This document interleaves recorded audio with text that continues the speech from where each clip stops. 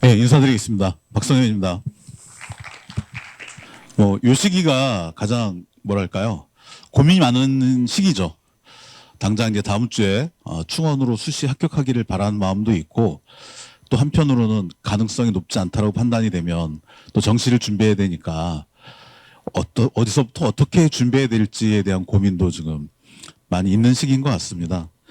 오늘 제가 수도권 대학을 중심으로 말씀을 드릴 텐데, 오늘 강의의 목표, 목적 여러 가지가 있겠으나 제가 좀 강의에 앞서서 말씀드리고 싶은 건 뭐냐면, 대부분의 그 수험생인 학부모님들이 그런 말씀을 하세요.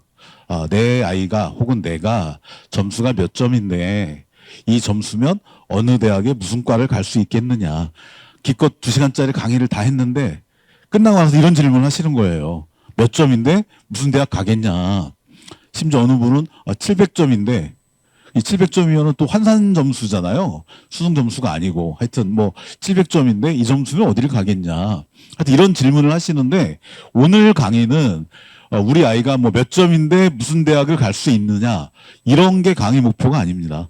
오늘 강의는 뭐냐면 정시에 특히 수도권 대학의 전체적인 흐름을 이해하시고 올린다면 어떻게 올렸어야 되고 비싸게 쓰면 어떻게 비싸게 써야 되고 그리고 상담을 갔는데 학교에 갔는데 이 정도 점수면은 요런 대학을 쓸 수가 있는데 요보다 높은 점수 요 점수면 어떻게 쓰는 게 좋겠습니다라고 했을 때 어머님들 입장에서는 여기는 점수가 2점 높은 대학이고 여기 2점 낮은 대학인데 이 2점을 어떻게 해석할 것인지 정말 고민스럽잖아요. 그죠?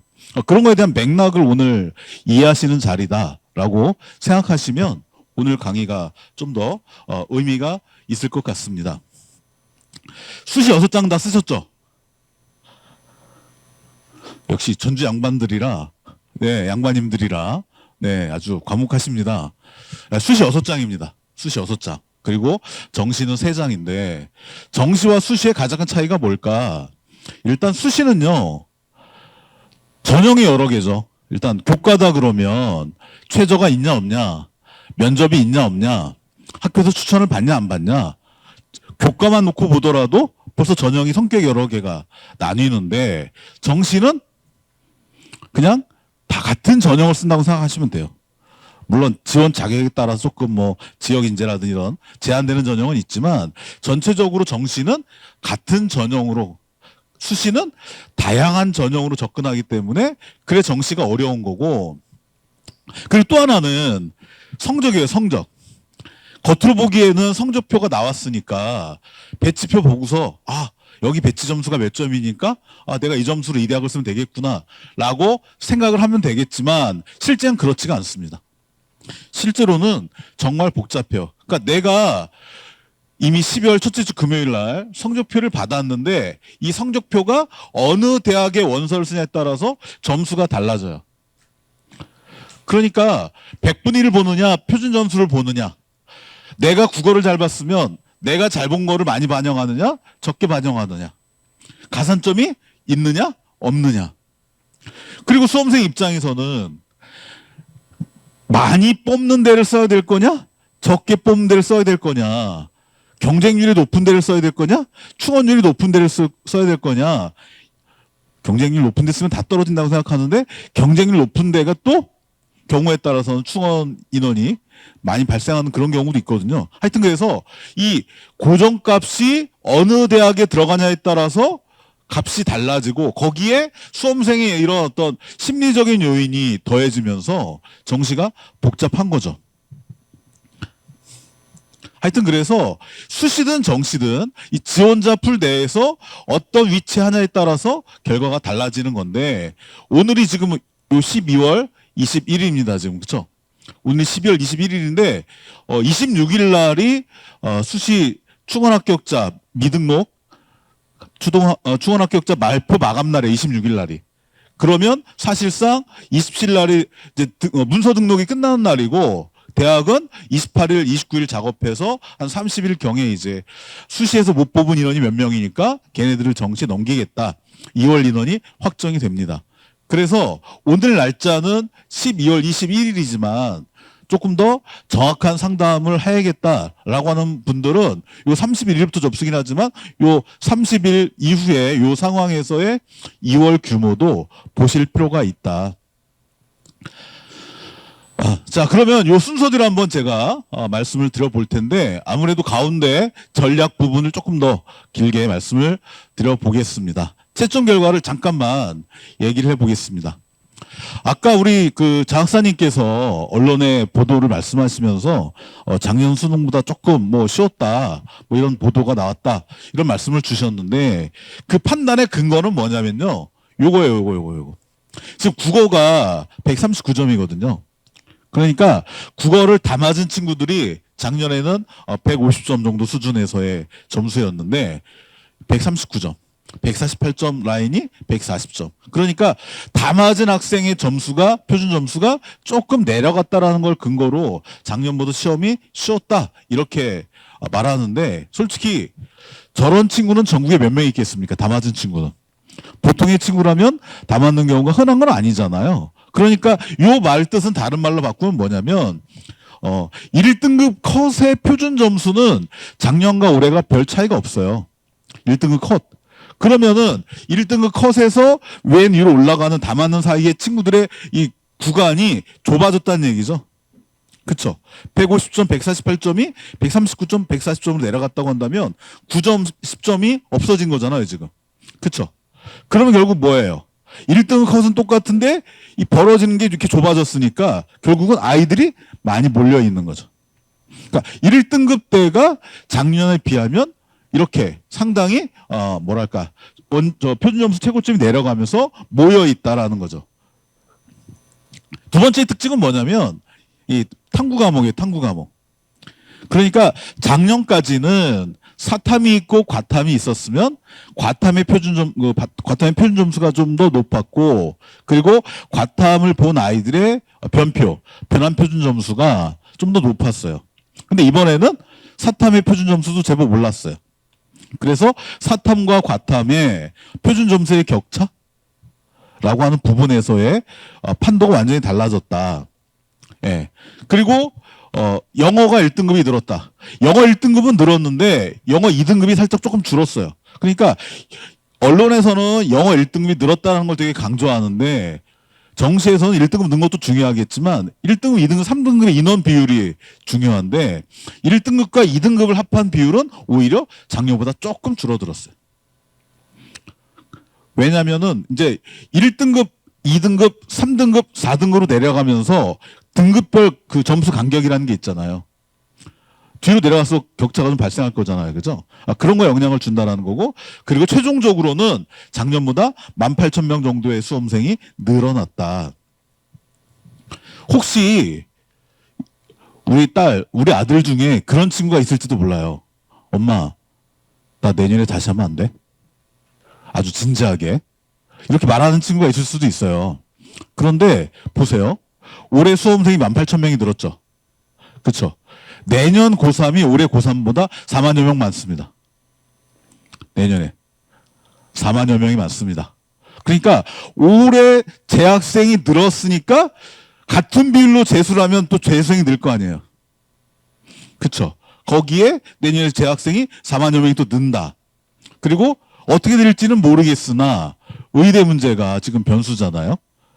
뭐 아직 뭐 확실하게 정해진 건 없으나 혹시라도 내년에 만약에 의대 정원이 다시 재조정된다면 그러면 메디컬에서 갈 수 있는 인원의 비율은 작아지는 거고 수험생은 4만여 명이 늘어난 거고 졸업생이 많아졌으니까 졸업생 중에 다시 시험 보겠다고 들어온 친구도 늘어날 거고 이렇게 생각해 본다면 내년도 입시 상황이 그렇게 녹록지 않은 상황인 거죠.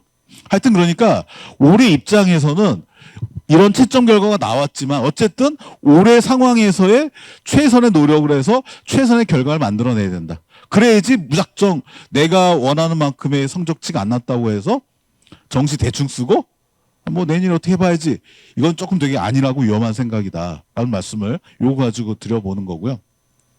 그리고 그동안 우리가 뭘 언론에서 자극적으로 표현을 많이 했냐면 이 졸업생의 비율이에요. 졸업생의 비율.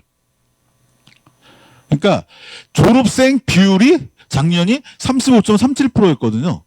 반올림하면 4%고 35.4%. 그러니까 졸업생 비율이 느냐 주냐에 대한 이야기를 많이 했는데 그것보다 더 중요한 거는 절대 인원이 늘었냐 줄었냐거든요. 하여튼 올해는 졸업생 등의 인원도 재학생 인원도 늘었다라는 게 전반적으로 정시가 좀 더 좀 팽팽할 수밖에 없는 그런 요인이 됐다라고 보시면 되는 거고요. 자, 그런데 올해 정시의 특징 중에 하나는 작년까지는 확통 보는 인원이 줄어드는 추세였고요. 사탐 보는 인원이 줄어드는 추세였어요. 근데 올해 뚜껑을 열었더니 특히 사회 과목 하나, 과학 과목 하나 이 두 개를 보는 친구가 작년에는 3.7%였는데 올해는 10.7%. 그러니까 사과탐을 같이 본 친구가 급증을 했고 과탐 본 친구는 줄어들었고 확통 본 친구도 늘었죠. 오늘 제 슬라이드에서 빨간색은 마이너스란 뜻이고요. 파란색은 플러스란 뜻이에요. 파란색은 늘어난 거다. 빨간색은 줄어든 거다. 이렇게 이해하시면 되는데 저 말은 무슨 말이겠어요? 확통 본 친구와 사탐 본 친구, 사과탐 본 친구가 좀 늘었다라는 건 결국 뭐냐면 올해의 수능의 경향은 어쨌든 내가 표준 점수를 1점이라도 더 받아서 과보다는 대학을 우선식으로 가겠다는 아이들의 성향이 늘었다라고 해석할 수 있다라는 거예요, 이게. 그리고 이 이면에는 또 뭐가 있냐면 예를 들어서 난 자연계 공대를 갈 거야. 그러면 작년까지는 미적 기하나 과탐을 필수로 봐야 돼라고 했던 대학들이 많았는데 올해는 그 대학들이 좀 줄어들었어요.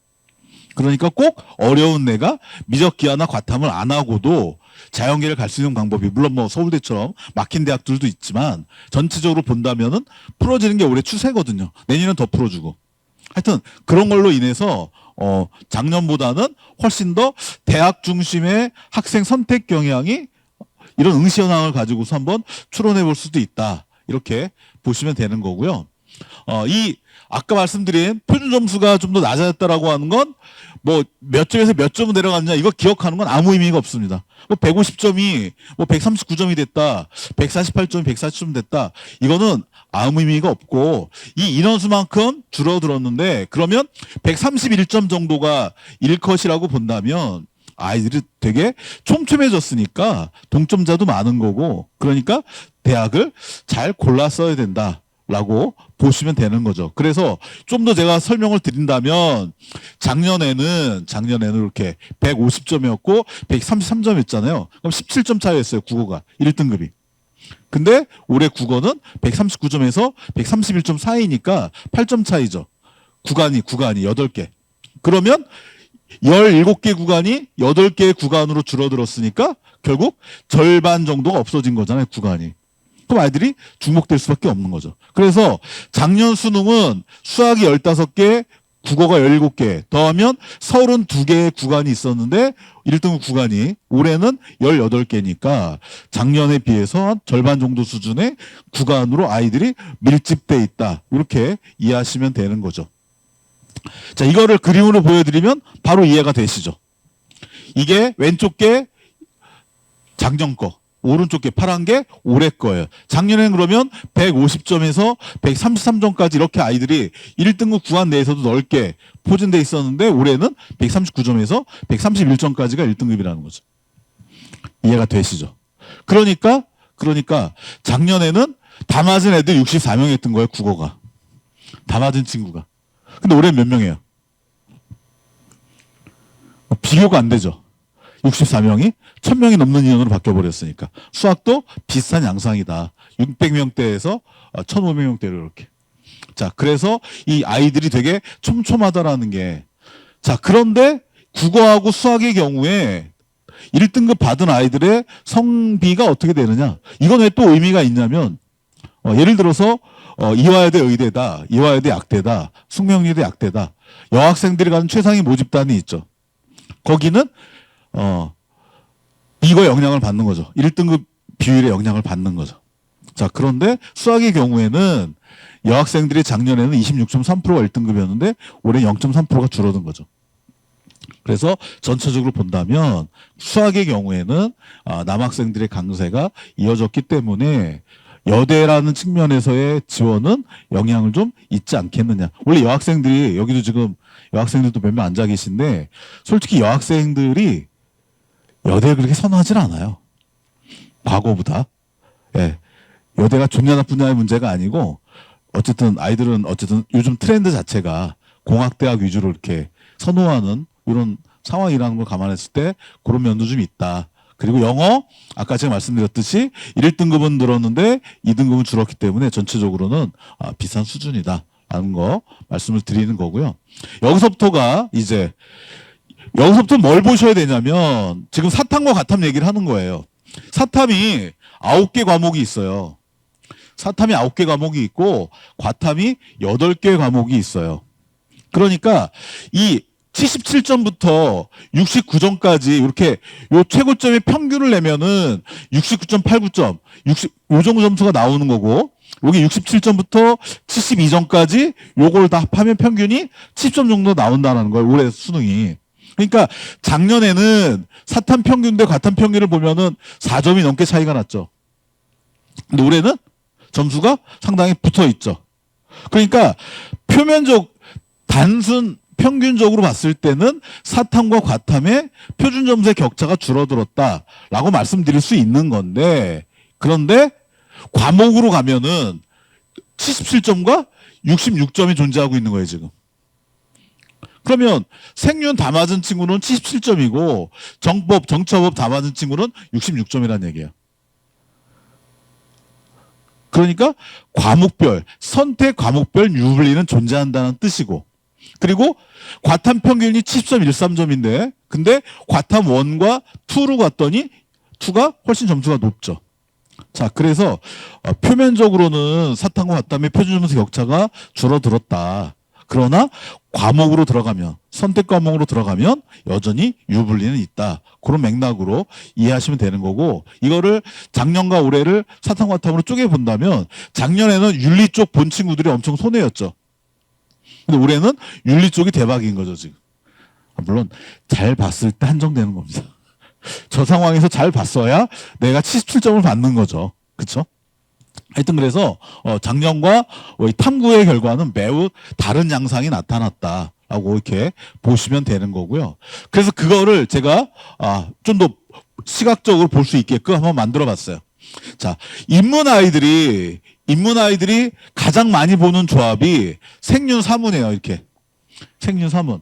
작년 조합대로라면은 생윤사문을 다 맞으면 135점에 100분이 99에 변표 133이었어요. 근데 올해식으로 가면은 몇 점이 높아요? 135, 146. 무려 11점이 높죠. 100분위도 1이 높죠. 변표도 6점 이상 높죠. 그죠? 예. 그래서, 이런 어떤 조합을 내가 어떻게 했냐에 따라서 올해 수능은 상당히 탐구에서도 뭐랄까요. 변별이 크게 될 것 같다라고 보시면 될 것 같고요. 이거를 변표로 제가 한번 그림을 그려본 거예요. 자, 오른쪽 봐보세요. 오른쪽이 작년 겁니다. 오른쪽이 작년 건데 대부분의 색깔이 무슨 색깔이에요? 붉은색으로 보이시나요? 그러니까 표준 점수도 백분위도 변표도 상당히 빨간색이 많이 보여요. 빨간색이라는 건 뭐예요? 제가 사탐에서 과탐을 빼기로 만들어 놨으니까 여기가 마이너스라는 얘기는 과탐이 더 높다는 뜻이잖아요. 근데 왼쪽으로 오시면 빨간색이 별로 잘 안 보이죠? 그렇죠? 표준 점수 보세요. 생윤 사문 원래 인문 과탐에서는 생원 지원이 좀 많고요. 생원 지원이. 그리고 사탐에서는 생윤 사문이 많아요. 조합이. 근데 생윤 사문 본 조합이 생원 지원 본 조합보다 표점이 4점이 높고 그러면 얘네들 생원 지원 본 아이들이 생윤 사문 본 아이들을 이기려면 표준 점수 4점 적어. 평균 똑같아. 변표는 얘네가 오히려 0.48이 높아. 그럼 얘는 어느 거를 반영하는 게 제일 유리한 거예요? 생원 지원 조합 입장에서는. 생원 지원 조합 입장에서 생윤 사문을 이기려면 변표를 반영하면은 과탐이 뒤에 게 더 크다는 얘기니까 이 세 개를 놓고 보면 표준 점수 반영대학, 백분위 반영대학, 변표 반영대학. 그럼 얘네는 변표 반영대학이 제일 유리한 거죠. 이해가 되시나요? 그러니까 단순하게 우리 아이 점수가 몇 점이 나왔다 하더라도 어떻게 우리 아이의 점수를 반영하냐에 따라서 유불리가 달라질 수밖에 없다. 이렇게 이해하시면 되는 겁니다. 자, 여기까지가 수능 점수 얘기입니다. 수능 점수. 자, 수능 점수 얘기를 간단히 정리하면 어떻게 정리할 수 있을까요? 작년과 올해 수능이 많이 달라졌다. 그리고 1등급 아이들이 되게 촘촘하게 많이 붙어 있다. 그쵸? 그리고 탐구, 사탐구, 과탐의 격차가 많이 줄어들었다. 그쵸? 그리고 변표의 경우에 올해가 좀 더 양상으로 봤을 때, 사탐이 유리한 점수대도 많이 등장을 했다. 그리고 100분위를 반영했을 때와 표준 점수를 반영했을 때와 변표를 반영했을 때 색깔이 많이 달랐잖아요. 그죠? 그러니까 탐구의 경우에는 어떤 식으로 점수를 반영하냐가 올해 정시에서는 되게 크겠구나. 자, 이해되셨죠? 자, 여기까지가 올해 수능 얘기고, 자, 그러면 이런 상황에서 정시 원서를 어떤 식으로 들여다봐야 될 것인가 라는 거 한번 말씀을 드려보겠습니다. 일단 정시 원서를 쓸 수 있으려면 수시에 불합격자여야 돼요. 대학에서 전화가 왔는데 전화 안 받았다고 우리 아이가 합격한 사실이 없어지는 게 아닙니다. 충원 합격자 전화 돌릴 때 제가 전화를 안 받으면 그 아래로 내려가는 거예요. 그럼 미등록이 되는 거예요. 하여튼 그건 자격은 그냥 참고 삼아 보시면 될 것 같아요. 그리고 요 슬라이드에서 빨간 색깔은 그 전라권 대학입니다. 전라권 대학. 검정 색깔은 서울권 대학이고. 그래서 1월 3일 날 많이 마감을 하고 1월 2일 날도 일부 대학은 마감을 한다. 이건 참고 삼아 보시면 될 것 같고요. 합격자 발표 지금은 급한 게 아니죠. 그죠? 예. 자, 그리고 올해 정시의 특징입니다. 올해 정시의 특징이 뭐냐? 여러 가지가 있는데, 자, 가장 기본적인 거. 상위권 아이들이 좀 관심을 많이 갖는 건 뭐야? 의대 증원과 다군학대일 거예요. 다군학대. 서울권 주요 대학들이 다군 인원을 좀 늘렸어요. 그래서 상위권들은 저런 게 좀 더 궁금할 것 같고, 중위권 같은 경우에는 이 가산점을 내가 어떻게 잘 받을 수 있겠는가? 이 부분이 조금 더, 관심의 대상일 것 같고, 또 하나는 전공 자율 선택제. 일명 무전공이라고 부르는 과들 있죠. 그쵸.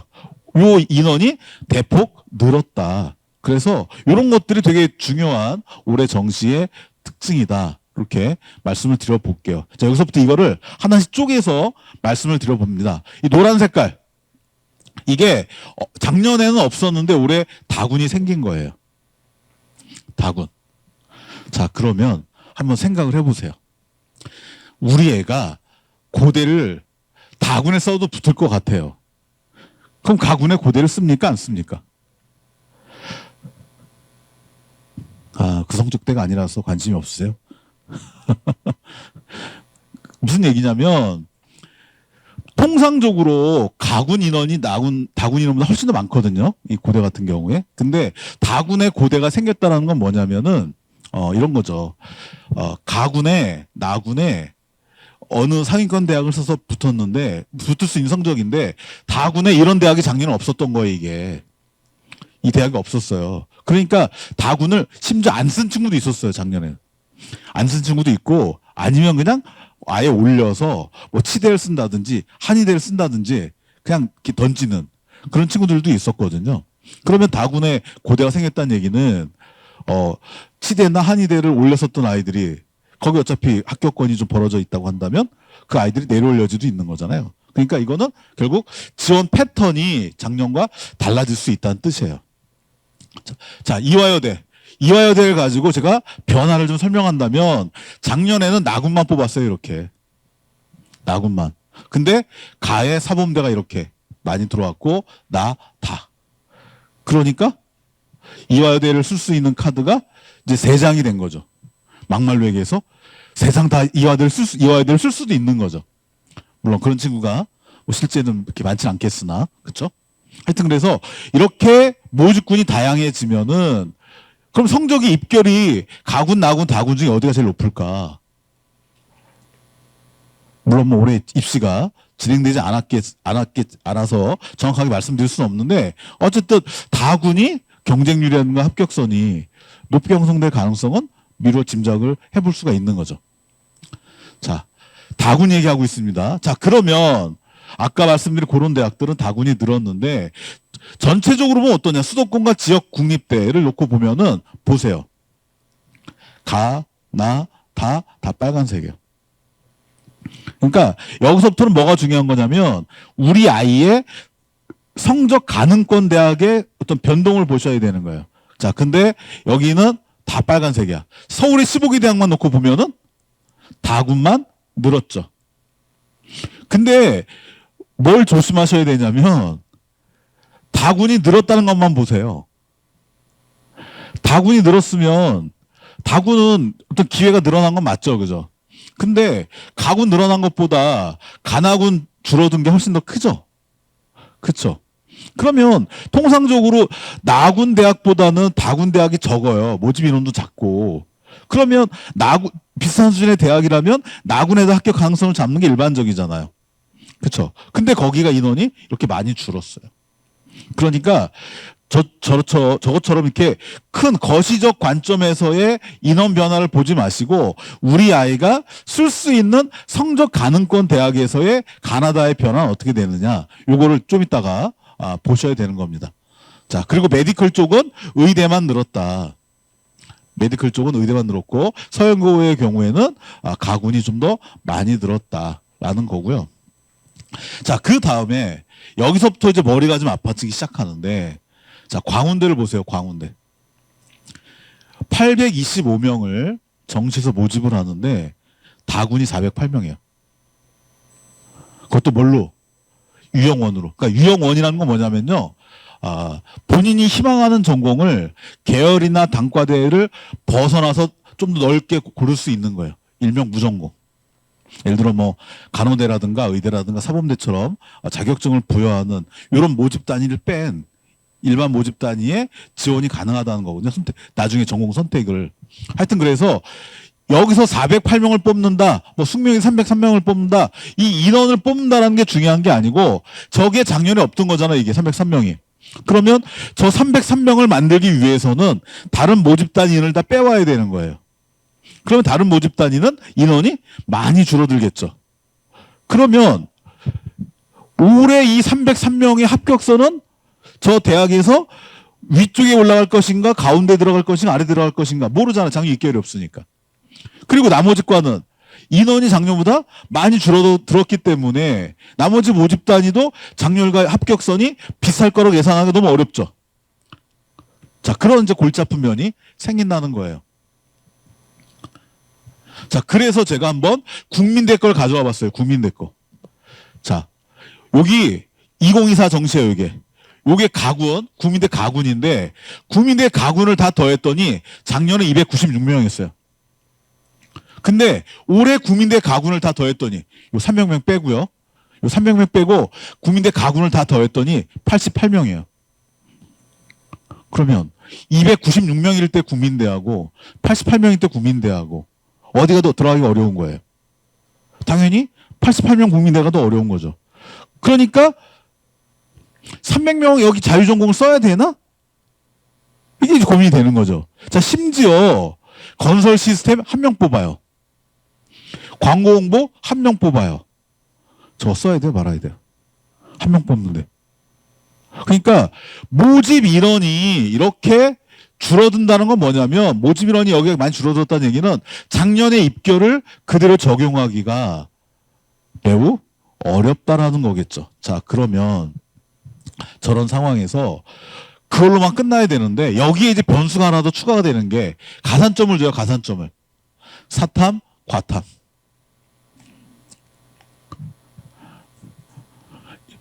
우리 그 문과 침공이란 말 들어보셨죠?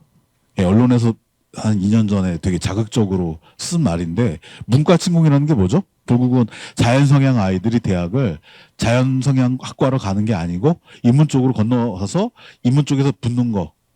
그렇죠. 그래서 인문 아이들이 대학을 좀 상대적으로 이렇게 덜 들어갔던 거. 우리가 보통 문과 침공이라고 그랬잖아요. 그러니까 그 경우와 좀 달라질 수 있는 게 예를 들어 경희대의 경우에 서울과기대의 경우에 뭐 연세대학의 경우에 저런 식으로 인문계 모집 단위는 사탐에다 가산점을 주고 자연계 모집 단위는 과탐에다 가산점을 줘요.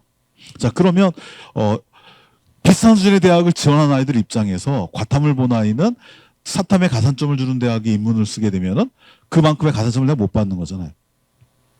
그렇죠. 그러니까 다시 말해서 고려해야 될 변수가 하나가 더 추가가 된 거예요. 자, 그래서 원서를 쓸 때 지금 말씀드린 모집 단위의 변화, 뭐 비율, 이런 거 다 보셔야 되는데, 자, 하나 대학을 예를 들어 본다면, 자, 작년까지 가톨릭대가 이렇게 국어 30, 30, 30, 20, 20. 요 비율로 뽑았는데, 근데 올해는 지금 어떻게 돼요? 심지어 여기 일반 투, 전형이 2개로 늘어났는데 일반 투의 경우에는 수학 성적 없이도 대학을 갈 수가 있어요. 그러니까 밑에는 작년에는 4개를 다 반영하는 거고 올해는 국어랑 수학 중에 하나를 보고 탐구를 하나 본대요. 그러면 예를 들어서 국어를 잘 보고 탐구 하나를 잘 봤으면은 수학이 9가 나와도 상관이 없다는 얘기예요. 9등급이 나와도 상관없다는 얘기잖아요. 그러니까 지금 이렇게 변수가 여러 가지가 있는데 거기에서 영역별 반영 비율이라는 것도 잘 보셔야 된다. 그러니까 가톨릭대 같은 경우는 작년하고 올해하고 지원자 풀이 달라질 수밖에 없겠죠. 그러면 자, 위에 거를 보시고 아래 걸, 이거 일반이고 여기 일반 2인데 일반 2는 다른 대학하고 비교해 봤을 때 점수를 반영하는 방식이 특이하죠. 그러면 한번 생각을 해보세요. 어디가 충원학교 역자가 더 많을 것 같아요? 충원합격이라는 게 뭐죠? 가톨릭 대학교에 붙고 그 학생이 다른 대학에 붙어서 가톨릭 대학에 등록하지 않았을 때 그 자리가 많이 비는 정도를 우리가 충원합격률이라고 하는 거잖아요. 충원율이라고 하는 거죠. 그죠? 그러면 다른 대학하고 점수를 계산한 방식이 비슷해야 돼요. 그래야지 이동이 좀 더 원활하죠. 다른 대학하고 점수를 계산한 방식이 많이 달라. 특이해. 그러면 타 대학과 겹쳐질 점수상에서의 겹쳐질 대학들이 적어지겠죠. 그렇죠. 그러니까 뭐 어떻게 될지 예상은 할 수 없으나 제 생각에는 일반 2가 일반에 비해서는 충원율이 더 낮을 가능성이 있는 거죠. 자, 이런 상황에서 한번 전략을 본격적으로 말씀을 드려보겠습니다. 여기 제가 5가지를 적었는데 5번 의학계열하고 초등교육과는 그냥 자료 제공 차원으로 보시면 될 것 같고 4번까지를 조금 더 중점적으로 말씀을 드려보겠습니다. 자, 이게 우리 아이의 성적표입니다. 우리 아이의 성적표인데 이 성적표가 이렇게 표준 점수 100분이 등급으로 나와 있어요, 정시가. 그러니까 요 3개, 수시는 요 등급만 보는 거예요, 수시는 요 등급만 보는데 정시 요 3가지를 대학에 따라서 선택적으로 보는 거예요, 저거를. 그러니까 이 어느 거를 활용하냐에 따라서 우리 아이의 그 대학별 점수는 달라질 수밖에 없는 거다. 이렇게 이해하시면 되는 거고요. 자, 그래서 작년에 성균관대학교 사회과학계열 서울시교육청 데이 프로그램이 이제 센진학이라는 프로그램인데 거기서 제가 이제 표본을 찾아온 거예요. 국어, 수학, 탐구의 표준 점수를 다 더했더니 여기 있는 애들이 다 똑같이 388점이에요. 그랬는데 요 아이들을 성균관대학교 식으로 점수를 바꿨더니 얘는 657.29점으로 붙은 거고 위에 있는 아이는 656.25점으로 떨어진 거죠. 그러면 붙은 아이와 떨어진 아이의 점수가 지금 몇 점 차이인가요? 약 1점이죠. 1점. 그러면 애가 선생님 여기가 저보다 점수가 한 4점 높은데 여기 써도 될까요? 그럼 쓰라고 그래야 돼요? 말라고 그래야 돼요?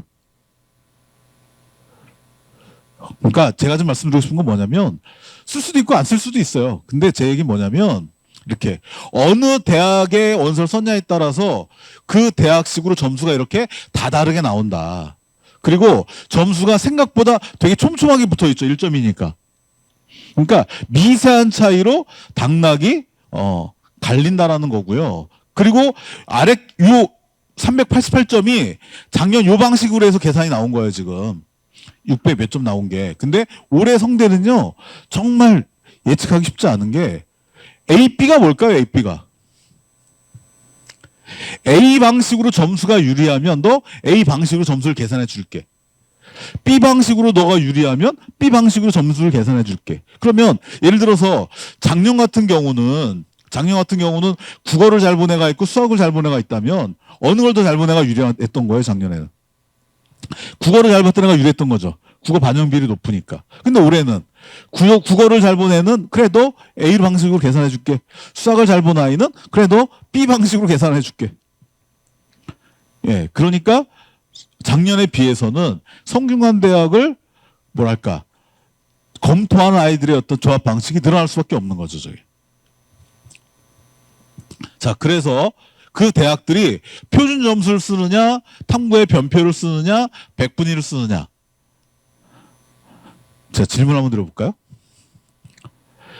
뭐 다 그런 건 아닌데 통상적이라고 전제하고 질문을 드려볼게요. 백분위 대학이 있고 표준 점수 대학이 있습니다. 그러면 백분위는 100, 99, 98, 97, 96 이렇게 내려가는 거잖아요. 백분위가. 그렇죠? 그러면 이 백분위 대학을 쓸 수 있는 아이들의 인원과 상위권 1, 2등급이라고 전제하고 백분위 대학을 쓸 수 있는 아이들의 인원과 표준 점수를 쓸 수 있는 대학 인원을 비교했을 때 어디가 더 많을까요? 이렇게 질문 드리니까 잘 이해가 안 되시죠? 무슨 얘기인지. 자, 풀어 말씀을 드리면 하나의 백분위에는 표준 점수가 2개가 걸릴 수가 있어요. 표준 점수가. 심지어 어느 백분위는 하나의 백분위에 3개가 걸릴 수 있어요. 표준 점수가 구간이. 그러면 백분위는 똑같은데 표준 점수가 3개 구간이 나왔다. 그러면은 표준 점수 3개 구간 아이는 3개로 쪼개지는데 100을 있는 하나밖에 없잖아요. 구간이. 그러면 당연히 백분위를 썼을 때의 그 아이들의 규모가 더 큰 거죠. 그러니까 상위권 학교는 백분위를 쓰기가 어려워요. 왜? 그 아이들을 쪼개줘야지 변별이 되니까. 그렇죠. 그래서 상위권 대학들은 표준 점수와 변표를 쓸 가능성이 좀 더 높은 거고요. 그 아이들보다는 조금 더 지원을 좀 더 유도하기 위해서는 그보다 조금 그 아래 대학이 수준에서는 백분위를 반영하는 대학이 저렇게 생길 수밖에 없는 거예요. 이해가 되시나요? 그 원리가 있다. 그래서 여기 지금 보시면은 여기 전남대 있잖아요. 전남대는 표준 점수를 보는데 전북대는 탐구는 또 변표를 보잖아요. 그죠? 이런 것도 보셔야 된다는 거죠. 자, 그거를 내가 설명한 게 이거예요. 이렇게 똑같이 백분위 100이었는데 작년에 150점부터 140점까지 있어요. 142점. 그러면 142점 맞은 애는 백분위를 반영하는 게 유리한 거죠. 백분위로 가면 100점인데 표준 점수가 142점이니까. 그러면 150을 받은 애는 뭘로 보는 게 유리한 거예요? 당연히 표준 점수를 반영하는 게 유리한 거죠. 올해는 이게 이렇게 좁아진 거예요, 저기. 근데 이제 어머님들이 질문하시죠. 선생님, 우리 애가 백분위가 유리한지 표준 점수가 유리한지 어떻게 알아요? 어떻게 알죠? 그래서 입시 상담 프로그램을 보셔야 되는 거예요. 뭐 대기업 상담 프로그램도 있고, 뭐 서울체육청 같은 경우 뭐 센진학 프로그램도 있고, 프로그램이 있으니까 거기에 이제 성적을 입력하면은 어떤 방식으로 지원하느냐에 따라서 석차의 변화를 가늠할 수가 있어요. 그러니까 우리 아이의 석차가 올라가면 더 유리한 거죠. 우리 아이 석차가 내려가면 불리한 거고. 하여튼 뭐 그런 것들을 이렇게 이해하시면 되는 거다. 자, 그리고 영역별 반영 비율이 이렇게 학교마다 가천대, 가톨릭대, 경기대, 명지대 나름 어떤 어깨 높이가 비슷한 수준의 대학이라고 해서 가져왔는데 그 대학들이 예를 들어서 수학을 35% 반영하는 대학도 있고 수학을 50% 반영할 수 있는 대학도 있다. 그렇죠? 자, 그래서 작년에 세종대 자연생명 계열의 원서를 썼던 아이의 사례를 한번 가져와 봤습니다. A학생과 B학생이 둘 다 세종대 자연생명 계열 원서를 썼어요. 자, A학생 표준점수 366점, B학생 표준점수 375점이에요. 누가 더 점수가 높아요? B가 높죠. 자, 평균 백분위 갔더니 누가 높아요? B가 높죠. 근데 특이하게 대학별 점수로 갔더니 누가 높아요? A가 높죠. 그럼 왜 이런 일이 벌어졌을까? 자, A학생과 B학생을 봤더니 B학생은 수학 점수가 낮고 A학생은 수학 점수가 높아요. 그런데 수학을 제일 많이 보잖아요. 답이 나오는 거죠, 그러니까. 그러니까 얘는 A학생이 B학생보다 수학 점수가 높으니까 당연히 내가 잘 본 거를 많이 반영하고 내가 못 본 거를 적게 반영하니까 내가 유리할 수밖에 없는 거죠. 그래서 A가 붙고 B가 떨어졌다. 자, 그래서 올해 서울권의 주요 대학을 지원하실 때 여러 가지 봐야 될 요소들이 있는데 뭐를 봐야 될까? 그 중에 가장 기본적으로 보셔야 될 거는 일단 탐구 과목을 몇 개 반영하느냐. 서울의 주요 대학들은 다 탐구를 2개 반영을 해요. 대부분 다. 근데 올해 성균관대가 특이하게 다군에서 탐구를 하나만 반영을 해요. 자, 그러면 한번 생각을 해보세요. 성균관대가 원래 성균관대를 들어가려면 100분위가 보통 단순 평균이 90이 넘어야 돼요. 국어, 수학, 탐구의 평균이 90이 넘어야 되거든요. 보통 한 91, 2? 뭐 이렇게 일반학과 기준으로. 뭐 계산하기 좋게 그냥 92라고 말한다면 그러면 거기서 말하는 92라는 건 뭐예요? 국어, 수학, 탐구 2과목 기준. 요 3개의 평균값이 92라는 얘기죠. 자, 근데 올해 성대가 다군을 탐구를 하나밖에 반영을 안 해. 그러면은 이 국수탐 평균값은 올라갈까요? 내려갈까요? 올라가야죠. 왜? 하나는 못 봤는데 하나는 잘 봤어. 그쵸?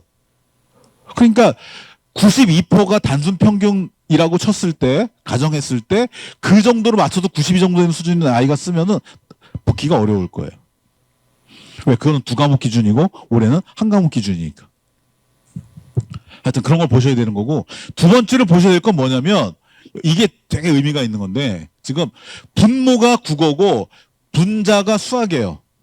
그러면 국어와 수학의 반영 비율이 동일하면 1이 나오는 거예요. 1.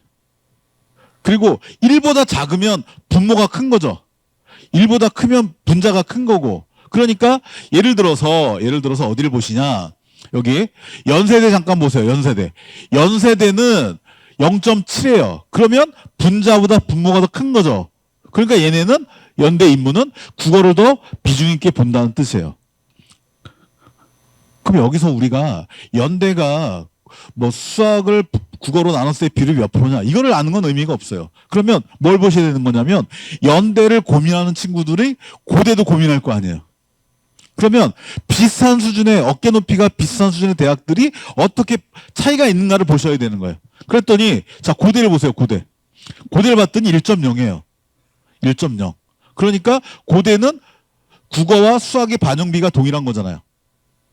연대는 국어를 좀 더 비중 있게 보는 거잖아요. 그렇죠? 그럼 당연히 내가 인문 쪽으로 원서를 쓸 건데 내가 사탐을 받고 사탐이 3% 가산점이 있으니까 사탐을 받고 내가 국어를 잘 봤다면 고대 쪽으로 가는 게 나을까요? 연대 쪽으로 가는 게 나을까요? 물론 뭐 성적대에 따라 다르겠으나 이것만 놓고 보면은 고대 쪽이 조금 더 연대 쪽이 조금 더 국어를 잘하는 학생이 좀 더 유리할 가능성은 있는 거죠. 물론 그 학생의 총점적인 수준을 봐야겠으나 그런 식으로 대학을 이해하시면 되는 거예요. 여기도 보시면은 자 중앙대하고 이화여대가 있어요. 물론 평균적으로 어느 대학을 선호하냐는 학생에 따라 다를 수 있겠으나 여기 보시면은 국어와 수학의 비율은 0.9, 1.0이니까 비슷하죠. 근데 탐구로 가보세요. 탐구. 수학하고 탐구의 비중을 봤더니 여기 중앙대는 탐구를 35%를 보고 이화여대는 탐구를 20%를 봐요. 그럼 탐구를 잘 본 친구라면 어디가 더 유리한 거예요? 그죠? 보이시죠? 그죠? 이런 식으로 이 대학을 다 보는 것보다는 저 대학 중에서 우리 아이가 좀 더 생각해 볼 수 있는 대학으로 범위를 좁히셔서 그 내에서의 어떤 비율의 변화를 보셔야 된다. 이런 식으로 대학을 보시면 되는 거예요. 그 다음 구간이요. 그 다음 2그룹이라고 제가 명칭을 했는데 경희대부터 시작해서 국민대까지 여기도 같은 방식으로 보시면은 숭실대 경상을 보세요. 숭실대 경상. 뭐 경영 계열 같은데 보시면 수학 국어 1.4예요. 그러면 숭실대 인문을 쓰는 애는 국어를 훨씬 더 많이 본다는 얘기죠. 35. 근데 경상을 썼더니 수학을 35를 봐요. 그렇죠. 그러니까 어깨 높이가 비싼 대학끼리 견져보는 것도 중요하고 같은 대학 내에서 어느 모집 단위를 쓰는 것도 되게 의미 있게 저렇게 성적 반영비가 차이가 난다는 걸 보시면 되는 거고요. 또 하나는 이제 3그룹으로 내려갔는데 여기가 가면은 이제 이는 서울의 중하위권 대학으로 가잖아요. 서울권의 중하위권으로 가면은 이렇게 탐구 과목을 한 과목만 반영하는 대학도 보여요. 뭐 명지대, 상명대, 그다음에 서울 덕성, 동덕, 여대. 탐구 한 과목. 탐구 한 과목 반영하는 대학. 그러니까 그런 경우가 있어요. 탐구 두 과목을 반영하는 대학이 있고 탐구 한 과목을 반영하는 대학이 있는데 예를 들어서 내가 뭐 상명대를 써서 붙을 수 있는 성적대다. 그래서 상명대를 썼어요. 붙었어. 근데 솔직히 상명대는 탐구 한 과목이잖아요. 그러니까 걔는 상명대는 붙어놓고 탐구 두 과목을 반영한 대학을 써서 거기를 붙기를 원하겠죠. 그런데 탐구 한 과목 반영하는 대학하고 탐구 두 과목 반영하는 대학하고 약간 그 성적의 차이라는 게 좀 있어요. 그래서 한 과목 조합으로 유리한 아이가 두 과목 조합으로 들어가서 합격 가능성을 높이기는 쉽진 않다. 그래서 탐구 한 과목의 경우에는 한 과목을 버렸을 때 성적이 훨씬 더 유리한 아이들이니까 그 대학 내에서의 지원이 이루어질 가능성이 좀 높다고 보시면 돼요. 같은 맥락으로 그 비율을 보시라는 얘기고요. 자연계로 넘어가도 같은 맥락입니다. 자, 자연계에 여기 성균관대 한번 봐보세요. 2.0입니다. 2.0. 그러면 뭐예요? 국어보다 수학을 2배 본다는 얘기죠. 그렇죠? 그런 식으로 자연계에서는 수학의 비중이라고 하는 게 되게 의미 있게 달라질 수 있는 거고 그 다음 대학을 놓고 보더라도요. 자, 숙명여대 수학과 한번 볼까요? 숙명여대 수학과 쭉쭉쭉. 국어 몇 프로? 수학 몇 프로예요? 국어가 15%인데 수학이 몇 프로예요? 50%. 그러니까 3.3, 3배가 넘어요. 수학의 반영 비율이. 그러니까 아까도 말씀드렸듯이 어떻게 보면 수학 값이 상대적으로 많이 올라가 있죠. 그러니까 저거는 성적표가 약간 극단값이 있는 경우예요. 국어는 아주 못 봤는데 수학은 아주 잘 본 애들. 그런 애들이 가능성이 높은 거죠. 그러니까 그런 모집단이 타 대학하고 비교했을 때 반영 비율이 너무 많이 다른 모집 단위는 극단값의 아이들이 지원할 가능성, 수학을 극대화할 수 있는 아이들이 먼저 고려할 대학이니까 그런 가능성을 염두에 둔다면 예측이 오히려 어려울 수도 있어요. 결과 예측이. 자, 그런 걸 감안해 보시고 그 다음 대학으로 내려가 보면은 여기 성신여대 보시면 여기 수학 35, 국어 10. 그쵸? 그리고 덕성여대는 요 표는 지금 35, 20, 35, 10 돼 있는데 실제로는 잘한 것부터 순서대로 이렇게 35를 볼 수가 있는 거거든요.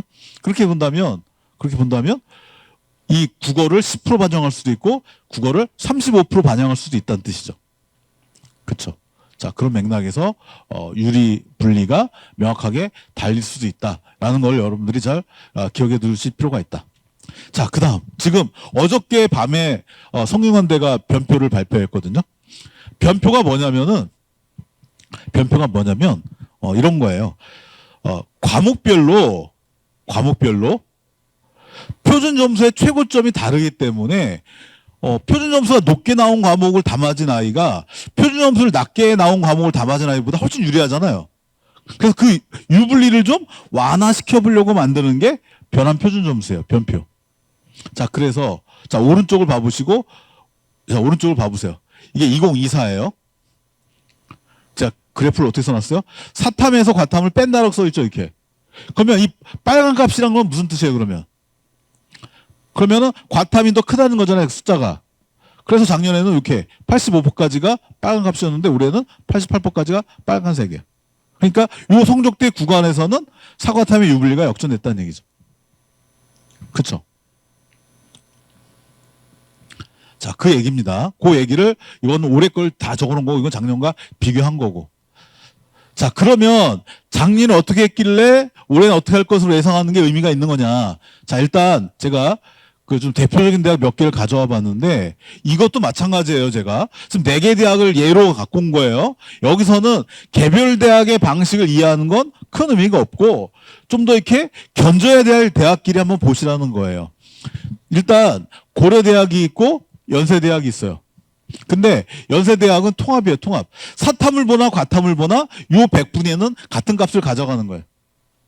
근데 고려대학은 어때요? 사탐을 보면 67.22점, 과탐을 보면 71.75점. 그러니까 당연히 과탐에서 100분이 100을 받은 애가 사탐에서 100분이 100을 받은 애보다 4.5점 정도 점수가 높다는 얘기죠. 그러면은 과탐 본 애가 이 연대 쓰는 경우와 고대 쓰는 경우가 있으면 어디가 더 유리하다는 얘기예요. 고대가 더 유리하다는 얘기죠. 그렇죠. 근데 제가 이제 대학에다 연락을 해봤더니 올해 초에 대교협에서 대학에 공문을 내려보냈대요. 공문을 내려서 문과와 이과의 유불리를 좀 없애도록 노력을 해라. 다시 말해서 분리변표를 쓰지 말고 이렇게 사탐과 과탐의 분리변표를 쓰지 말고 이렇게 통합변표 쪽으로 쓰라는 식의 어떤 그 이야기를 했대요. 그래서 올해는 작년보다는 통합변표를 쓰는 대학이 조금 더 늘어날 것 같아요. 자, 그래서 요거 두 대학이 그렇게 차이가 있다는 거고, 그래서 이걸 보시면은 대학 원서를 어떻게 써야 되는지를 보여주는 건데, 자, 지금 두 학생이 있어요, 두 학생. A 학생이 있고 B 학생이 있어요. 이 두 학생이 지금 성균관대학교 사회과학 계열을 작년에 지원을 한 거예요. 두 학생이.